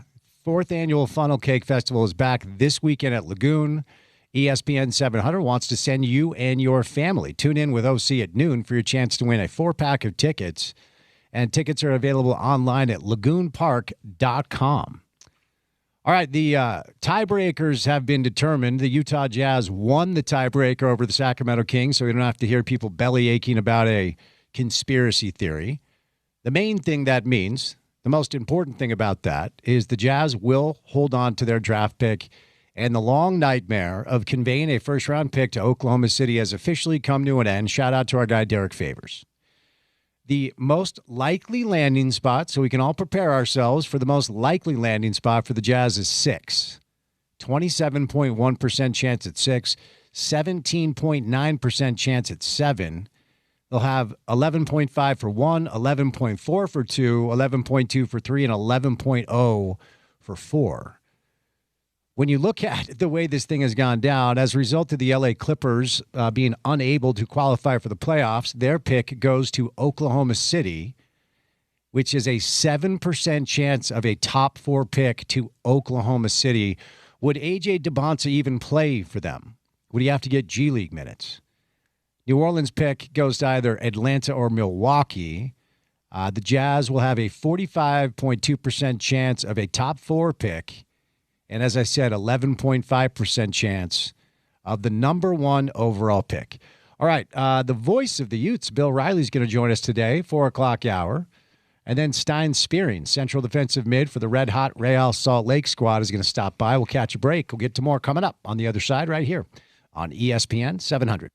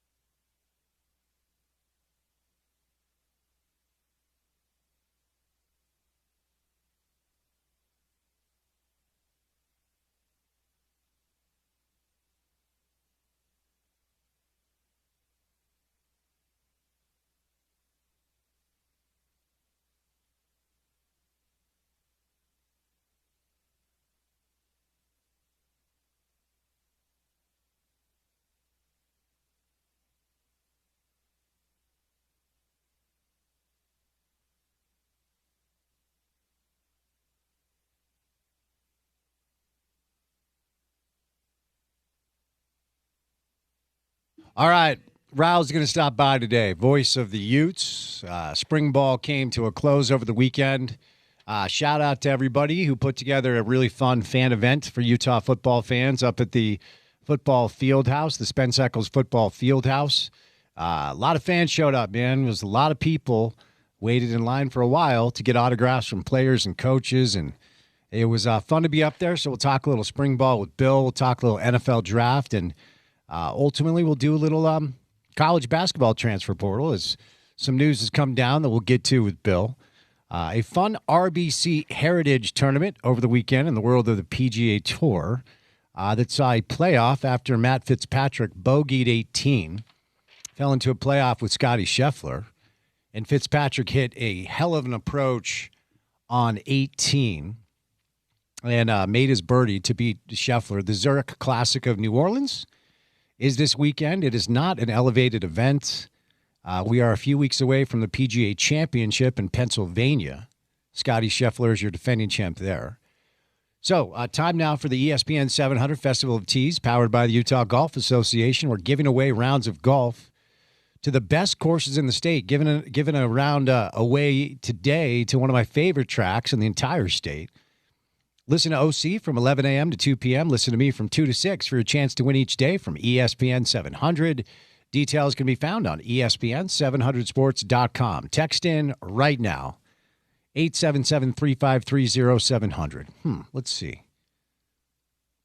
Trivia question of the day today. Which Utah... No, we're not going to do that. Because I don't think people, so as of now, know who will be playing for Utah basketball next year. We're going to give you a portal update. How about this? Who's your favorite Utah basketball player of all time? From the Runnin' Utes. Go all the way back in the day. Give me a little Danny Raines. Give me a little Tom Chambers if you want. Final Four style Rick Majerus, 877-353-0700. And we're sending you to play at Davis Park, which is just a gem of a golf course up north in Fruit Heights. Favorite Ute of all time, 877-353-0700. My favorite Ute of all time, Porter, you ready for it? My favorite Runnin' Ute of all time. Michael Doliak. Jimmy the Freak Soto. Okay. It's not his nickname, but Jimmy was the first, Ute that I watched that I wanted to play like. He was a point guard. He could shoot it. He was fast. He was cool. Right. Still is, by the way. Yes, he is. So Jimmy Soto, favorite Ute of all time. Honorable mention, Andre Miller. I was going to say Andre. Or Marshall Henderson. Oh, good poll. You were always in for a good time watching Marshall Henderson play basketball, whether it was here or did he end up at Ole Miss and made a little tournament run? Yes, he did. I wonder where he is these days. Good question. Is he still with us? You want me to effort that? Effort Marshall He's alive. Henderson. Okay.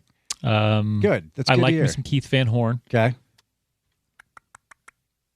All my ride ulches. I'll just throw them out there because I know some of them are listening. Absolutely. Shout out to the Ride Ulches. Craig, a legend. There's no doubt about that. Yeah, give me Jimmy Soto with an honorable mention to Andre Miller. I need to include my guy Britt. If he hears that I didn't say his name, he's going to be mad at me. He's not texting me back, so I'm going to leave him off for now. Wait. What did you? Britton is not texting you back to come on this radio show? No. Okay. I know he's busy. No, he's not too fleets busy. Of trucks and such. He's not too busy to come on the show. I'm on that. I will text him when we get off air. Okay. Any update on James Taft Fredette? Is Jimmer also ignoring your text? Among others. Should we just go over the list on air? Guest options that won't text you back? Our grievances. Most of them are good. As you know, sometimes you shoot for the stars with guests and you don't expect them to ever get back. Correct. But our usuals they've been pretty good. Have you efforted Dave Chappelle lately? No. Nothing with Ricky Gervais? I have, and as you know, we've had plenty of comedians, some good ones on the show. I reach out to the publicists. I do the thing. Sometimes send the folks a DM or whatnot. But nothing back on those guys. Okay, fair enough. There is some news today about the Utah transfer portal, Utah basketball transfer portal. So Porter, I'm not sure that have you been smashing Tel Aviv basketball tape as of late? I've watched exactly one Tel Aviv game, I think, in my life. So this young man, Noam Yakov, that's my best guess. His agent has informed Draft Express that he is transferring to Utah. He is a 6'2" Israeli point guard, and he's averaging 18 points, 6 assists in 26 minutes, shooting 40% from three. He's going to go through the NBA draft process as an auto-eligible prospect. So that has not been made official, I don't think, from Utah basketball. At least I haven't seen anything. I kind of just rely on the guys at 247. So Tayson Chapman, we talked about last week, Ohio State transfer. TJ Birch. Tayson is a 6'4", 175 kind of combo guard. TJ Birch is a point guard, a 3-star. Tayson's a 4-star transfer. TJ's a 3-star transfer. And then Jackson Holcomb, who we talked about when the news broke from UVU. Big kid, 6'7", two-way player. So Alex making some moves. If anything comes down, when we have it, we'll bring it to you. Keanu Dawes announced that he's going to Kansas. Elijah Moore is going to McNeese. Terrence Brown had to cancel some visits, unfortunately, because of death in the family, so we don't have anything official there. So that's kind of the transfer portal stuff with Utah basketball as of now. BYU got some really good news last week. Rob Wright elected to come back. He was the number 1 rated point guard in the portal. Colin Chandler, who played his high school ball up north and grew up a Utah Utes fan, is going to play for Kevin Young. Colin's really good. I think Colin's a pro. I think Colin can make money playing basketball. Tyler Betsy, a Syracuse kid, also transferred to BYU. So that's kind of the latest as far as what we have now. It's a tricky thing to talk about because you hear rumors, you see rumors on social media, and then you kind of wait for the school to announce officially. Bill's got to be careful. I was going to say, well, ask Bill about some of these players. Not sure how much he can talk about it, though. All right. We got a playoff triple header tonight in the world of pro basketball. Don't forget, you can hear some playoff action here. Also, I'll use the opportunity to let you know you can hear the NFL draft, as we are your home of both college and pro football in the market, starting on Thursday and going throughout the week. The Raptors and the Cavs are going to tip off in about 1 hour from right now at Rocket Arena in Cleveland, Ohio. Cleveland won game 1.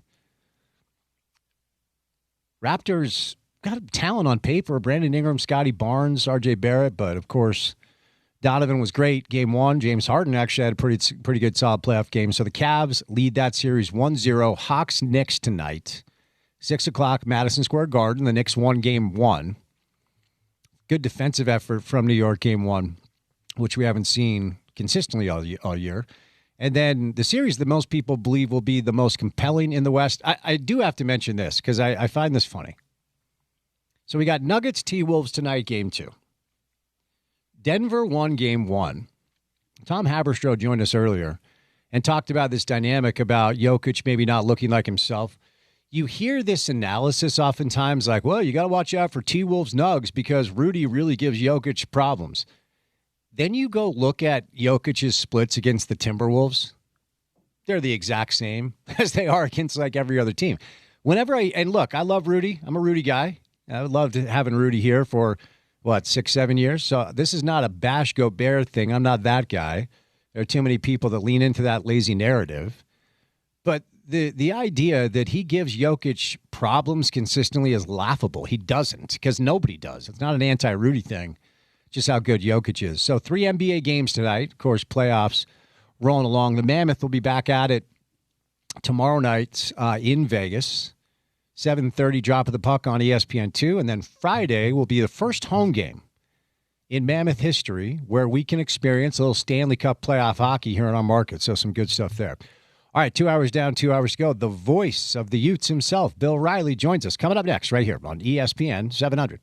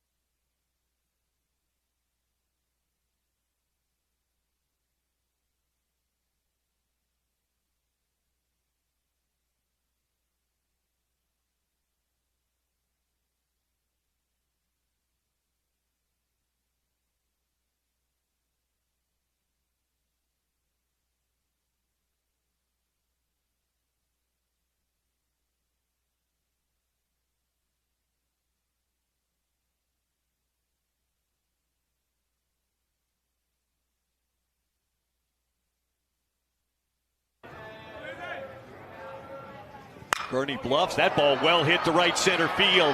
That ball is out of here for a second time this weekend. Cal Miller will touch them all.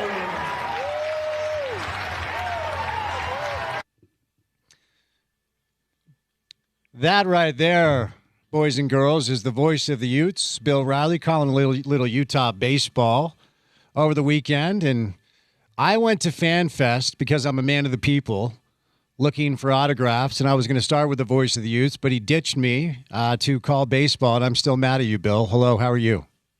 Well, Spence, my apologies. I mean, had I known you were going to be, flexing your role of man of the people, I would have invited you out to the ballpark on your way over to Fan Fest and maybe sat in for a half inning with myself and Bill Kenneberg calling a little baseball. Oh, that would have been fun. I need to get up there, man. I live right there. It's a 2-minute walk from the house. How is the new ballpark? Give us a little peek behind the curtain. It's fantastic. They did such an amazing job in designing it. The views of the mountains, you're closer. It looks over Sunnyside Park up at the mountains. The seats are all right on top of the field. When you fill up the berm and the outfield grass, you can get over 3,000 people there, concessions, all of it. And then the behind-the-scenes stuff for the fans, too. I mean, for the players. The batting cages, the pitching lab, the locker rooms, the lounges, all of that. It's all right there. Spence, in the old days, those guys would change up on campus. They would have a meal or two and meet on campus and go over and eat at the football facility.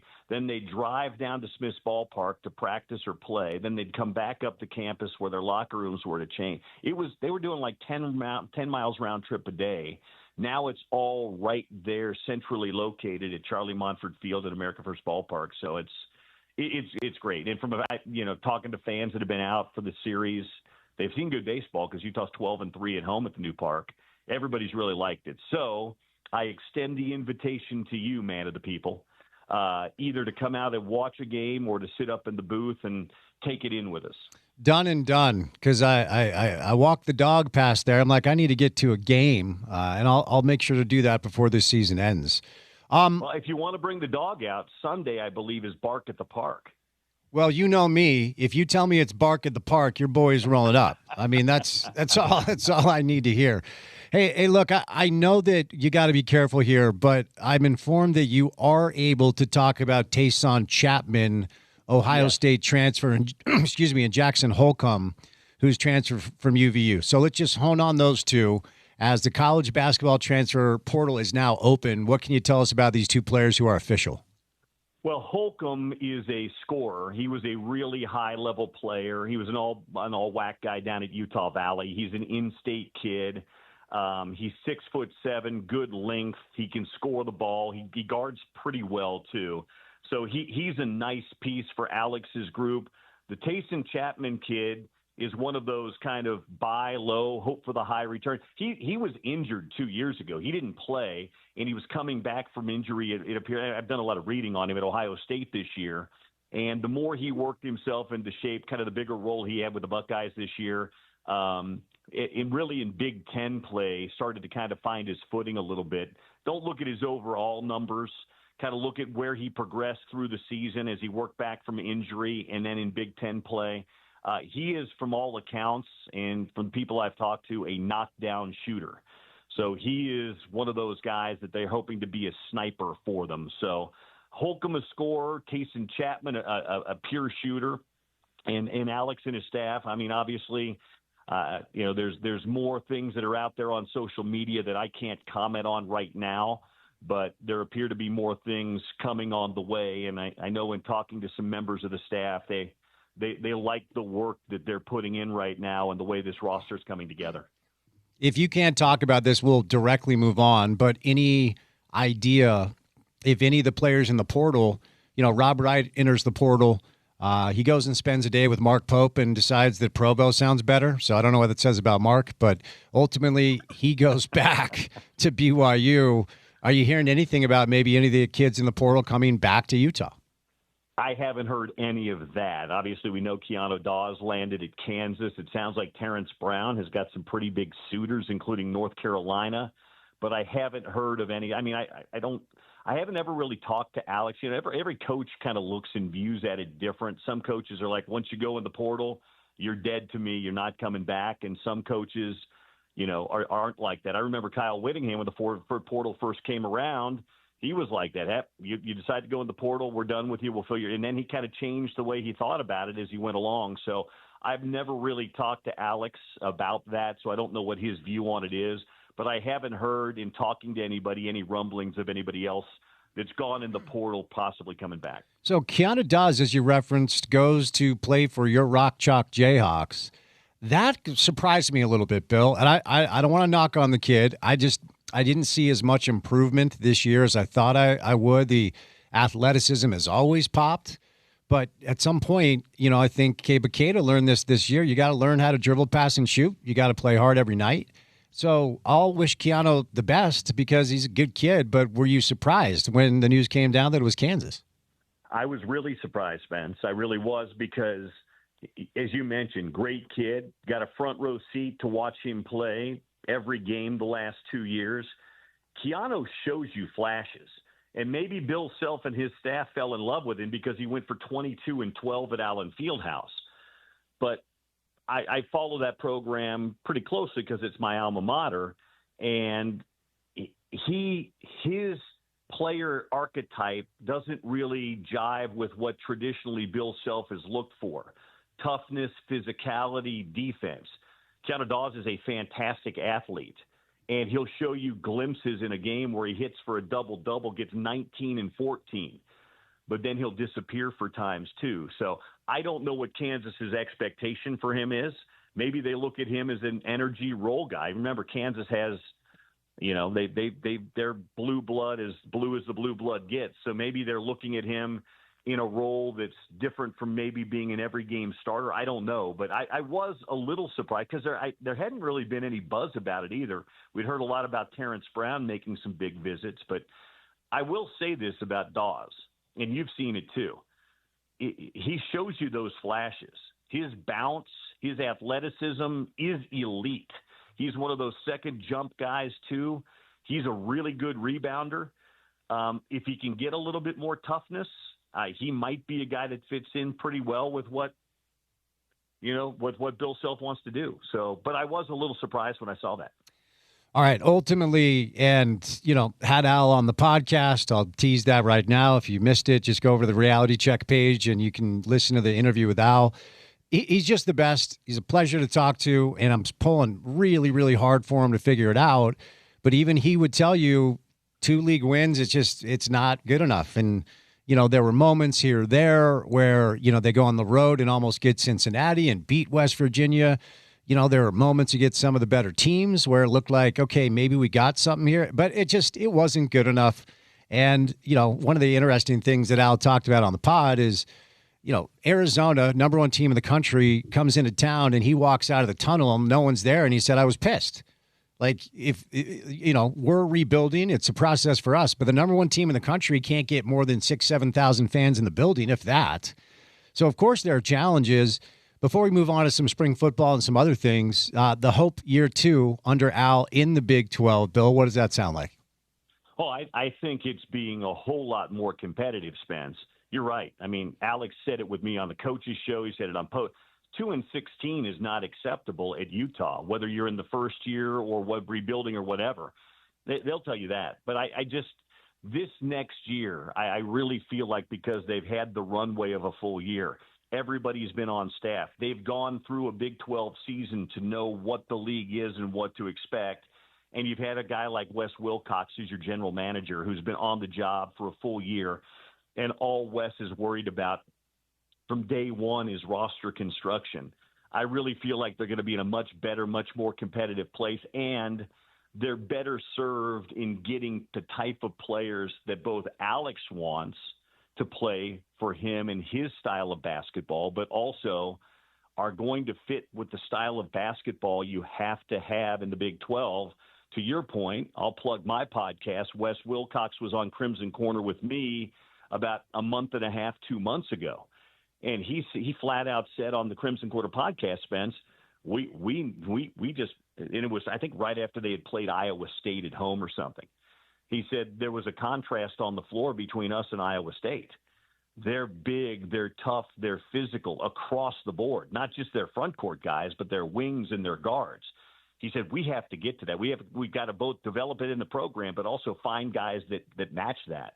And I think they're going to be in a better spot. I think the expectation for year number 2 is better basketball, more like what Alex wants to coach and see, and maybe more importantly, I think competitive throughout the Big 12 season. Because, as you said, Utah was competitive at times in the Big 12. They didn't get their doors blown off every night.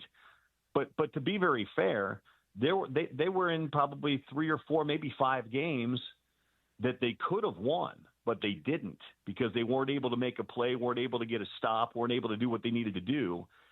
And that's the difference between winning 2 games and winning 7 or 8 games. And 7 or 8 isn't great, but it wouldn't have been a bad first year. So my expectation is a much more competitive team, and I think a team that fits a lot more what Al wants to do philosophically. Several teams across the landscape of college football have canceled spring games. Utah is now one of many, including their in-state counterparts, BYU and Utah State. Texas, I mean, we don't even have to go down the list. Like, a lot of really, really good football teams have just no longer gone with the spring game, and Morgan Scalley decided that this year he would follow suit. And I thought it was a cool event. Like, there was a kid zone where the kids were going through drills with Marky Atuwaya. Fans were able to meet the players and get autographs. And ultimately, as you know, in this modern era of college football, whether you're Utah or Alabama or Ohio State or whoever, the ability the players have now to go get paid has killed depth across the board. I mean, even Lane Kiffin was talking about this, and he has the deepest pocketbook in probably all of college football. So it's no longer just we need the 1s and the 2s to stay healthy. We need everybody to stay as healthy as possible. So I get it. Any insight, like, behind the scenes about how this decision was made, and what are your thoughts on it? No, I think they all those things that you just mentioned, but I think the ability to have an extra long practice to do what they want to do was much more important to them at the end of spring than it was to put a game out there. And to be fair, the last number of years that we've called spring football games, a lot of times everybody that you want to see play that you know are sitting out. They've got them bubble wrapped and sitting on the sideline. Or in a worse case, I mean, I had him on the show with me on Friday or on Thursday when I filled in for Sean. Sometimes you get freak injuries in spring games. Jordan Wynn's season and career started its downfall in a spring game when he just fell on a football. Texas A&M had their star starting linebacker over the weekend go out for the year on a freak injury in a spring football game. And I know things can happen in practice too, but sometimes in game situations, it maybe exacerbates it. So I don't think there's anything wrong with it. And to be fair, when you create an event like Utah did, and a lot of schools are doing those events at the end of spring, I think fans just want to have an ability to come out, see the team a little bit, maybe meet, especially now with a new coaching staff on board and rosters turning over as much as they are. When you get a chance to come out and see the guys in the field house and get an autograph and hear Morgan talk a little bit, I think at the end of the day, that's really what fans want. For sure. Now, as a noted, I'm a results over vibes guy. I make that very clear because I feel like a lot of times the sooner you tell me your vibes are good, the sooner you're telling me you're probably just not very good and you're trying to spin it into, but everything's great. So, you know, like with the Jazz, like for the past 4 years, like, well, the vibes are high in the building. I'm like, well, you lost by 40 and you're losing intentionally. But I'll just say it feels different up there, whether it's just the music or the attitude, talking to some people up there. And, you know, our guy Paul Kirk gave me a good 20, 30 minutes. Always good to catch up with him. I'm not saying this is good or bad, Bill. I'm just saying it's a thing where it's a little more relaxed up there and people aren't necessarily as on edge. Kyle wielded a very large, sharp sword, and they're just different dudes, aren't they? Again, I'm not saying it's good or bad. I'm just saying it's a thing. They have similarities, Spence, because they are in some ways cut from the same cloth, but there are differences. And I've said this for the last 3 months because part of my new job is being around that building and around there. And you're right to a point. I feel the same. You know, they're a little cynical. Oh, the vibes and the energy are good. Okay, that's great. Well, let's see it on the field. But remember, this is also a team. This isn't vibes and energy are good coming off a 5-7 season. This is vibes and energy are good coming off an 11-2 season where you bring your star quarterback and playmakers back to a team. And, oh, by the way, you've elevated your defensive coordinator, who's a lifelong guy, who's brought in some new blood, but it's also blood that's been in the program. Guys like Derek Odom and Jordan Gross and some others. So as I've said to people, I said, there was nothing wrong before, clearly, with what the energy was when Kyle Whittingham was there. It's just another form of good vibes and good energy, and Morgan's just bringing it a different way. Both are very well. Kyle's was very successful, and now he's bringing a new energy to Michigan that wasn't there, and he's doing something different up there, and he's evolving. Well, Morgan's now bringing that to Utah, and if you've been around it, you kind of feel it. And whether that translates into 10, 11, 12 wins in the fall, nobody knows. But you can only judge on what it is right now. And without games being played, people, really excited about being part of the program is a good thing for Utah football. Any conversation, I've talked to a few high school football coaches who have said, like, look, Kyle's around. He's here. Okay. So like this, and look, the quality of Utah high school football, it's improved, and it hasn't been a secret for a long time. We've seen really good players go to SC and Oregon and go out of state. But Camden Lopati, who was the number one quarterback in the state, went to West High. He just recruited him. He just committed to Michigan. What sort of direct effect do you think the Witt presence in our state will have, as he's now going to be able to tap into his relationships here to get players to Michigan? Well, he's going to be here. I mean, because as you said, there's good, I would say, after California and maybe Arizona, I would tell you west of the Rockies, Utah high school football is as good as anybody's. And so everybody's been coming here for quite a long time. In fact, the funny thing is, and the irony is, Jim Harbaugh was coming here when he was at Stanford, then at Michigan to grab guys. But this is where Kyle's roots are. He is certainly going to recruit this state. But Kyle's also, he's at Michigan now. Michigan can recruit anywhere they want, anytime they want, because they're Michigan and they're the winningest program in the history of college football. But he'll still have an imprint here. I mean, some of his coaches are from here, and he knows there's quality college and high school football here. So I don't think it's going to be something where he's going to get every great recruit in the state of Utah. It doesn't work that way. But because of his roots here and 30 years at this university and playing college football here, he knows what it is, and he knows the coaches here. So I don't think that you're going to see them avoid this state in any way, shape, or form. I want to get a draft thought from you, but before we do, let's just put a bow on spring ball. Excuse me. Now that it's officially over. Just intel from you as far as, implementing new concepts under a new offensive coordinator, continuing the same sort of schematic attack on the defensive side with, Morgan being heavily involved, even though it's Colton's job now. Just kind of a progress report and put a little bow, Bill, on spring football. Well, on the defensive side, it's not going to change much schematically. I think obviously Colton, as he gets more comfortable in that position, will begin to kind of put his twist on the defense the same way Morgan did, the same way John Pease did, the same way Kalani Sitake did, and Gary Anderson did, all of that. But I don't think schematically you're going to see a lot change with what Utah has done defensively. Offense is obviously the big side because it's a new coordinator. But the players I talked to this spring and the coaches I talked to this spring all said things went swimmingly as they got everything, working on install and getting everybody on the same page. So judging it on that, again, with practices, not game situations, I think everybody felt like the offense progressed the way it needed to. I talked to Devin Dampier after practice a few times and some other places, and he was just smiling ear to ear because he told me he's really excited to see what kind of creativity in games we get from Kevin McGivern's offense, because he says they've talked about a lot of really fun concepts. And he says now it's going to be fun to see how they're implemented as they get into fall. Draft week in the world of the NFL, which makes it a lot of fun. As the home of football in this market, both college and pro, we will have the NFL draft. Ben Solak earlier broke down, he loves Spencer Fano, but believes that Caleb Lomu might actually have a higher ceiling given 4 or 5 years. I kind of caught me off guard, but that kid knows what he's talking about. What do you think about that? I completely agree with him. I think Spencer is a more polished product right now.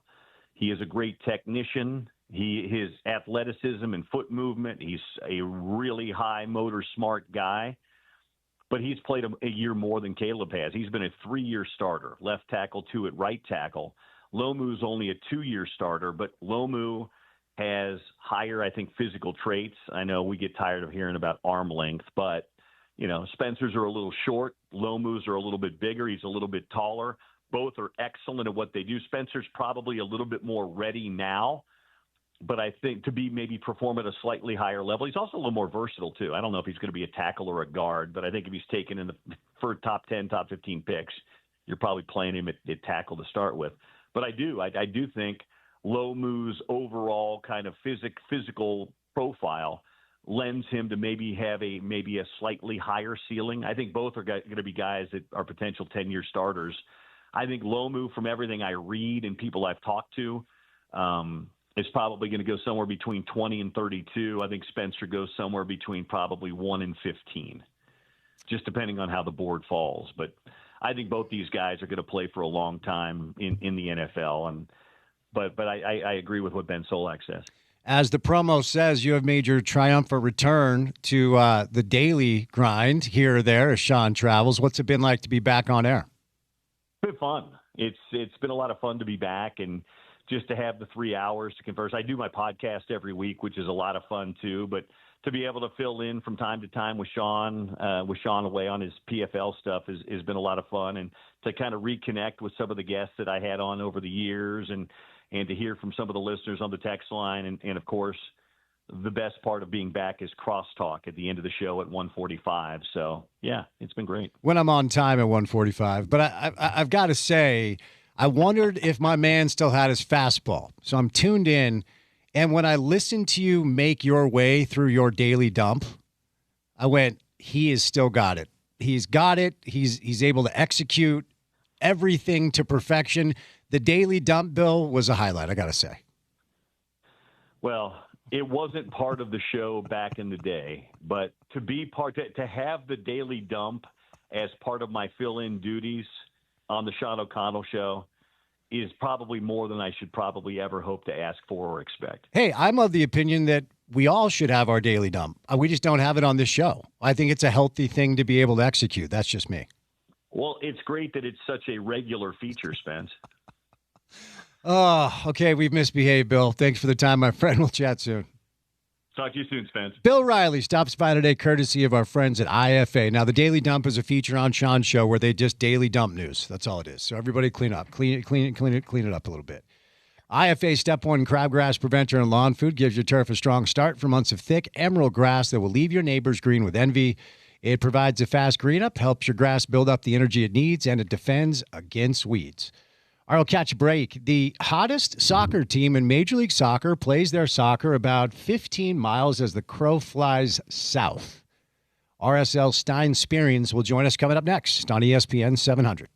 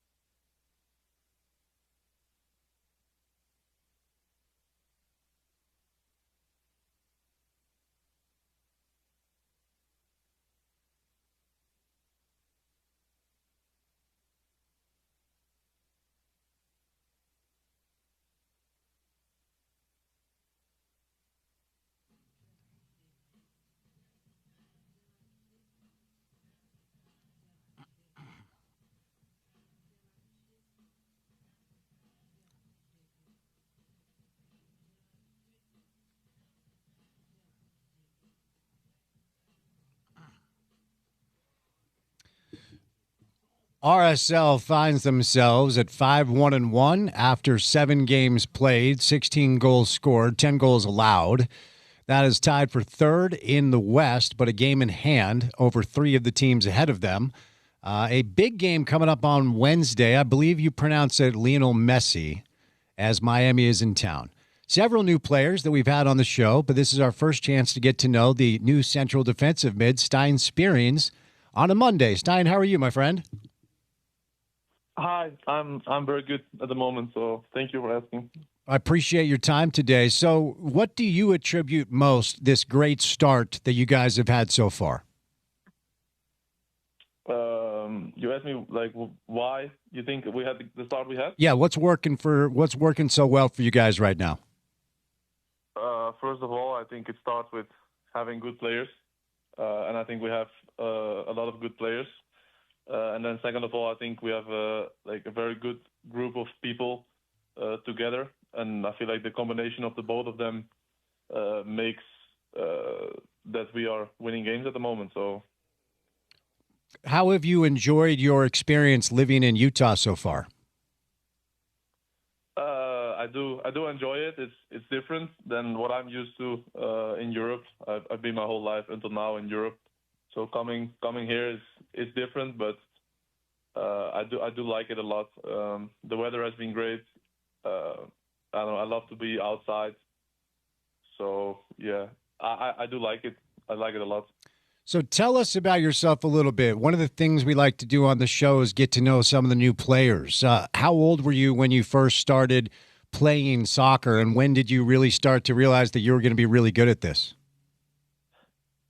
I started soccer when I was 4 years old, and then I just started at the local club close to my home. Then I played there 6 years, and then I got scouted, or how do you call it, AZ Alkmaar. They have one of the best academies in the country, in the Netherlands. So I went there when I was 10 or 11, and then I went through the whole academy. When I was 16, I got my first contract. So then okay, it's going the right direction now. And then when I was 18, I made my debut in the first team. So yeah, then you feel like okay, it's getting started. So I knew already at quite a young age that I wanted to become a professional, and yeah, I succeeded. Did you was it your mom and dad who encouraged you to play soccer? Was your dad a player? Who was the first person to put a soccer ball at your feet? No, for example, my parents, they never pushed me a certain direction. At one point, I think my best friend in school, he went to play soccer, and then I just joined him. And yeah, then I found out I had talent, and yeah, then the journey started. And the more I played, the better I become, and the more fun I had. So I think it's actually my friend. And in the Netherlands, I don't know, I think in America it's different, but in the Netherlands it's very common that if you're young, you just start to play soccer. It's the main sport in the Netherlands. So it's not something strange that you start with. I think almost every young kid, girls as well nowadays, they start with soccer. What stands out about the competition in the United States in MLS? Because you played Division I soccer over in the Netherlands, so you've played very high level soccer. What do you make of the competition in Major League Soccer here in the United States? I'm still quite new. I just played 4 games, so it's hard to say what the difference is or what I can say about the league. But I do think it's a good league. But there's a lot of different kind of teams. For example, we play with high altitude, and I think so every team has its own maybe kind of strengths when they play at home or away. That's something like in the Netherlands or in France where I played, the weather everywhere is the same. So I feel like that's a big difference here. And I think in general the league is strong. There's a lot of good players playing in the league. So I'm also looking forward to play against all the teams, and I feel like once I played all the teams, I can get and give a good opinion about it. But for now, it's a little bit difficult. What has Pablo asked of you? What is your role? What would you say what is your role on this team, Stein? Well, obviously I'm one of the older guys, more experienced guys now. So he expects me to lead the team and help the young guys develop. And of course, he wants me to perform well every game. And but yeah, especially be a leader on the pitch. And that's also, I think, my role in the midfield: keep the balance and win the battle in midfield. And I feel like if you win the battle in midfield, you're most likely gonna win the game. So yeah, that's what he demands from me. Have you always been a midfielder? Even when you were young, did you always play kind of that central holding midfielder role?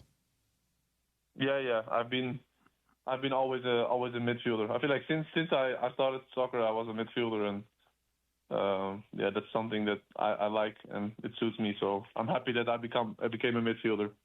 Although sometimes I think it's nice to be a striker as well.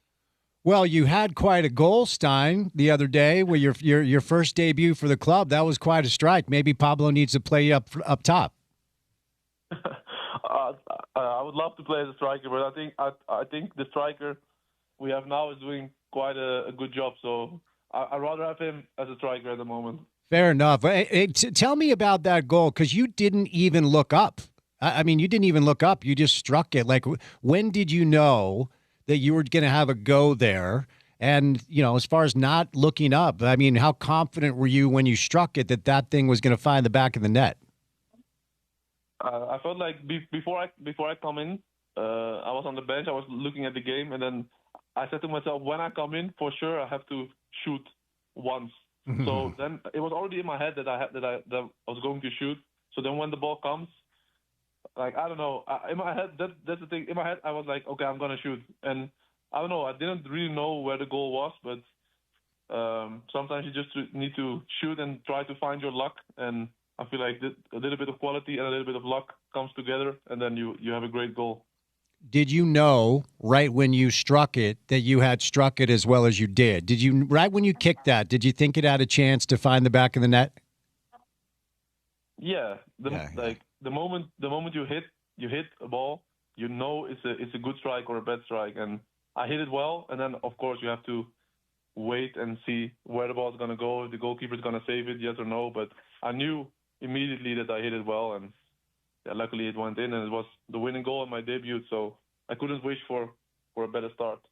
Tell me why you decided to sign with Real Salt Lake without knowing much about the city. Tell us about that process that led you here, Stein.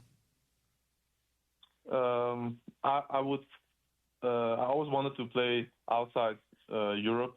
I love to experience new things. I love to travel. So it was always like something I wanted, and then the chance came. Oh, I didn't know a lot about the club before, or about the state, or about the city, but then I did some research. I spoke to Gavin Beavers, who played in Salt Lake before. He was very, very happy and very enthusiastic about the place, about the club. Then I speak to the coach before I came, and then everything together made me decide to do it. Tell me about Pablo, your coach. What stands out about him? I mean, again, at the age of 30, you've played for a lot of coaches in your career. What do you make of Pablo as a coach? What's kind of his coaching style? I think he's very good at managing the group. He's a very optimistic and positive coach. He's very good in creating a team and cohesion between everybody. That's what I feel like now. Of course, the results are good now at the moment. I'm quite new, so I think I don't know him for like already a couple of years, but my first impression is very good. And I think to start with, he's a very good man and a good person, and I feel like that's the start of everything. And I feel like that's who he is. I want to ask you about some of your younger teammates, because as a veteran player, guys like you and Cabral, Jay Glad, you got to be the leaders of the group. But Diego Luna is now back, and he's now healthy, and he once again is scoring goals and providing service. We're hoping that come May 26th, when the U.S. men's national team announces their roster, that Diego's name will be on it. What are your impressions after just 4 games and some practices of Diego Luna? I think the qualities he has on the ball is something very special. I think he has a lot of qualities. So with the ball, he's one of the best players I've played with. The way he controls the ball, the way he can create chances, he's very creative. So I think he's a very, very good player and important to us. And I think for sure his goal as well is to go to the World Cup. I think it's good for the club. It's good for him if he's gonna go to the World Cup. For sure, I think he has the qualities to be there, and I hope for everybody, but for him for sure that he's going with them. What about Gozo? It's not going to happen for him this time around with the World Cup, but we've seen him grow a lot, Stein, over the past couple of years, both as a player and a person. How good do you think this young player can be as he continues to work as he ages? I think he's a very good kid to start with. He's amazing, very good personality, works very hard, and he has some special qualities that, especially nowadays, when the football is evolving and changing, he has some specific qualities that I feel like all clubs, whatever, Premier League or in these kind of competitions, they look for qualities like he has, the speed and the ability to create things as well. I think he's a very good future ahead of him, and I heard maybe he was going or close to being selected for the World Cup. I don't know how it is now. I don't really follow that, but I feel like he's doing very well on the right path, and he has a great future ahead of him. Before I set you loose, it's a pretty historic day coming up on Wednesday. As a player, what are some of the things that you kind of feel with Messi coming into town? I mean, you're a player, so you just have to compete against him, but it's also the player that most people believe is the best soccer player ever and maybe one of the most famous people in the entire world. So from a player's perspective, what does it mean that Lionel Messi and Inter Miami is going to be in town coming up on Wednesday? I don't know. And I think it's cool. I think as well he's probably the best player that ever played the game. So for sure it's cool that he's coming and that you're able to play against him. But on the other hand, I also feel like it's a game that we want to win, and it's like another opponent that we want to beat. I feel like we are in a very good momentum.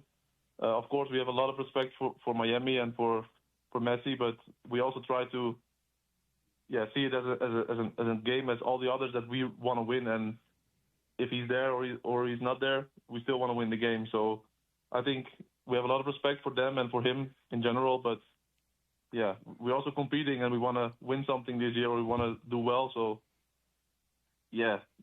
that's also how I and how we see it. I like that. Hey, look, I appreciate your time. You've been very impressive to watch so far. Welcome to our great state. I hope your experience is great, and stay healthy, okay? Thank you. Appreciate it a lot. Thank you. All right, Stein Spearing, central defensive mid for RSL. Comes to Real Salt Lake from the Netherlands, the third Dutch player RSL has ever signed. And upon his arrival for his first game, he had an unbelievable goal that helped RSL win that game. 30 years old, a lot of experience overseas, played with the Dutch national team, the U20s, 19s, and 17s, I believe. And RSL back in action with a midweek game coming up on Wednesday. Lionel Messi and Inter Miami will be here for a 7:30 kick at America First Field. All right, we'll catch a break. Big week, NFL draft week, and of course,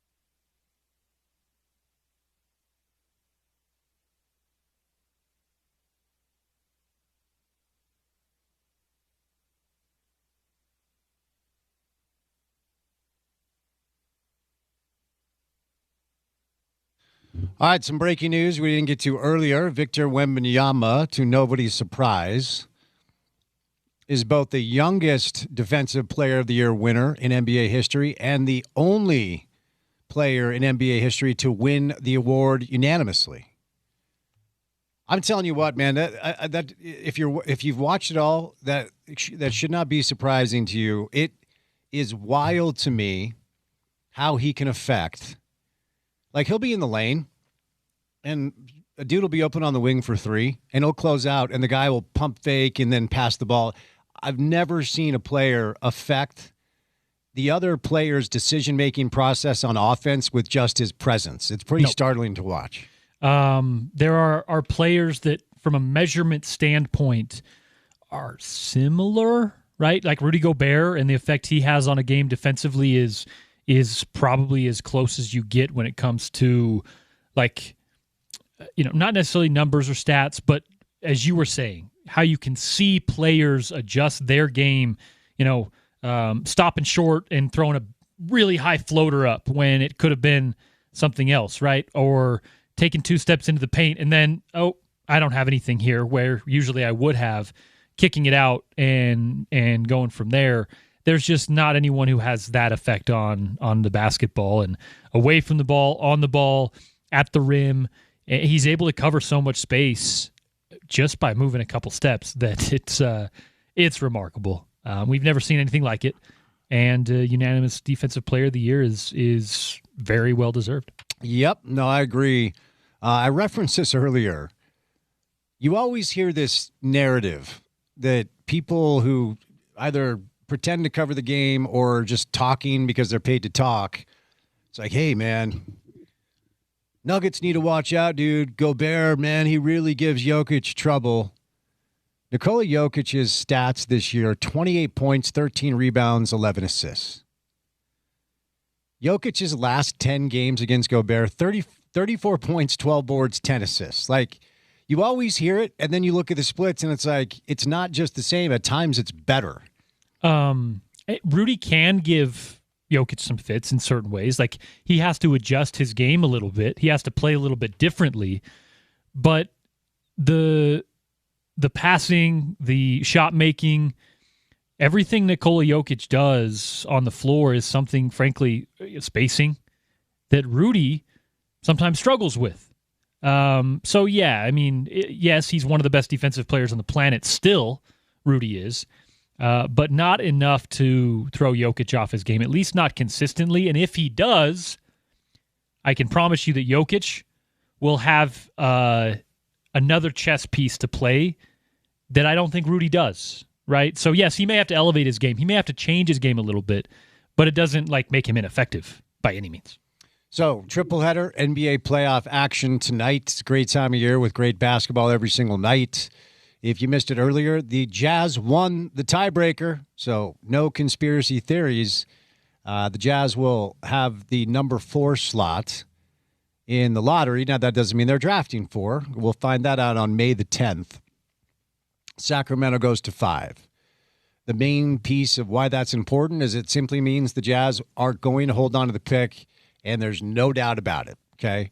If they went to 5, it would have only been a 0.7% chance, but that's still 0.7% chance is something that would have made us all sweat come lottery night. All right, Porter, let's get out of here for a Monday show. What comes our way on a Tuesday edition of the program? Tuesday edition of The Drive. We'll talk some NFL draft. Ben Robinson, our friend from Grinding the Mocks, stops by.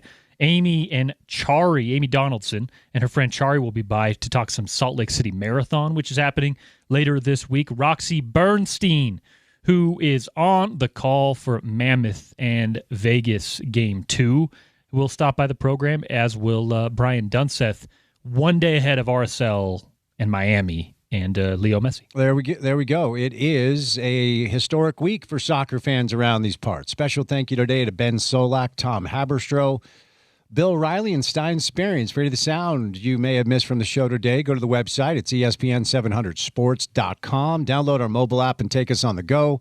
And then for what we do in our space every afternoon for 4 full hours, check out the podcast page. It is called The Drive with Spence Checketts. It's available wherever you get your shows. So please subscribe, rate, review, follow along, whatever your preferred podcast catcher asks you to do. Please do that for us. For Porter, I'm Spence saying good night. Have a great Monday evening. We'll talk to you on a jam-packed Tuesday edition of the program. And as always, you can catch that right here on ESPN 700.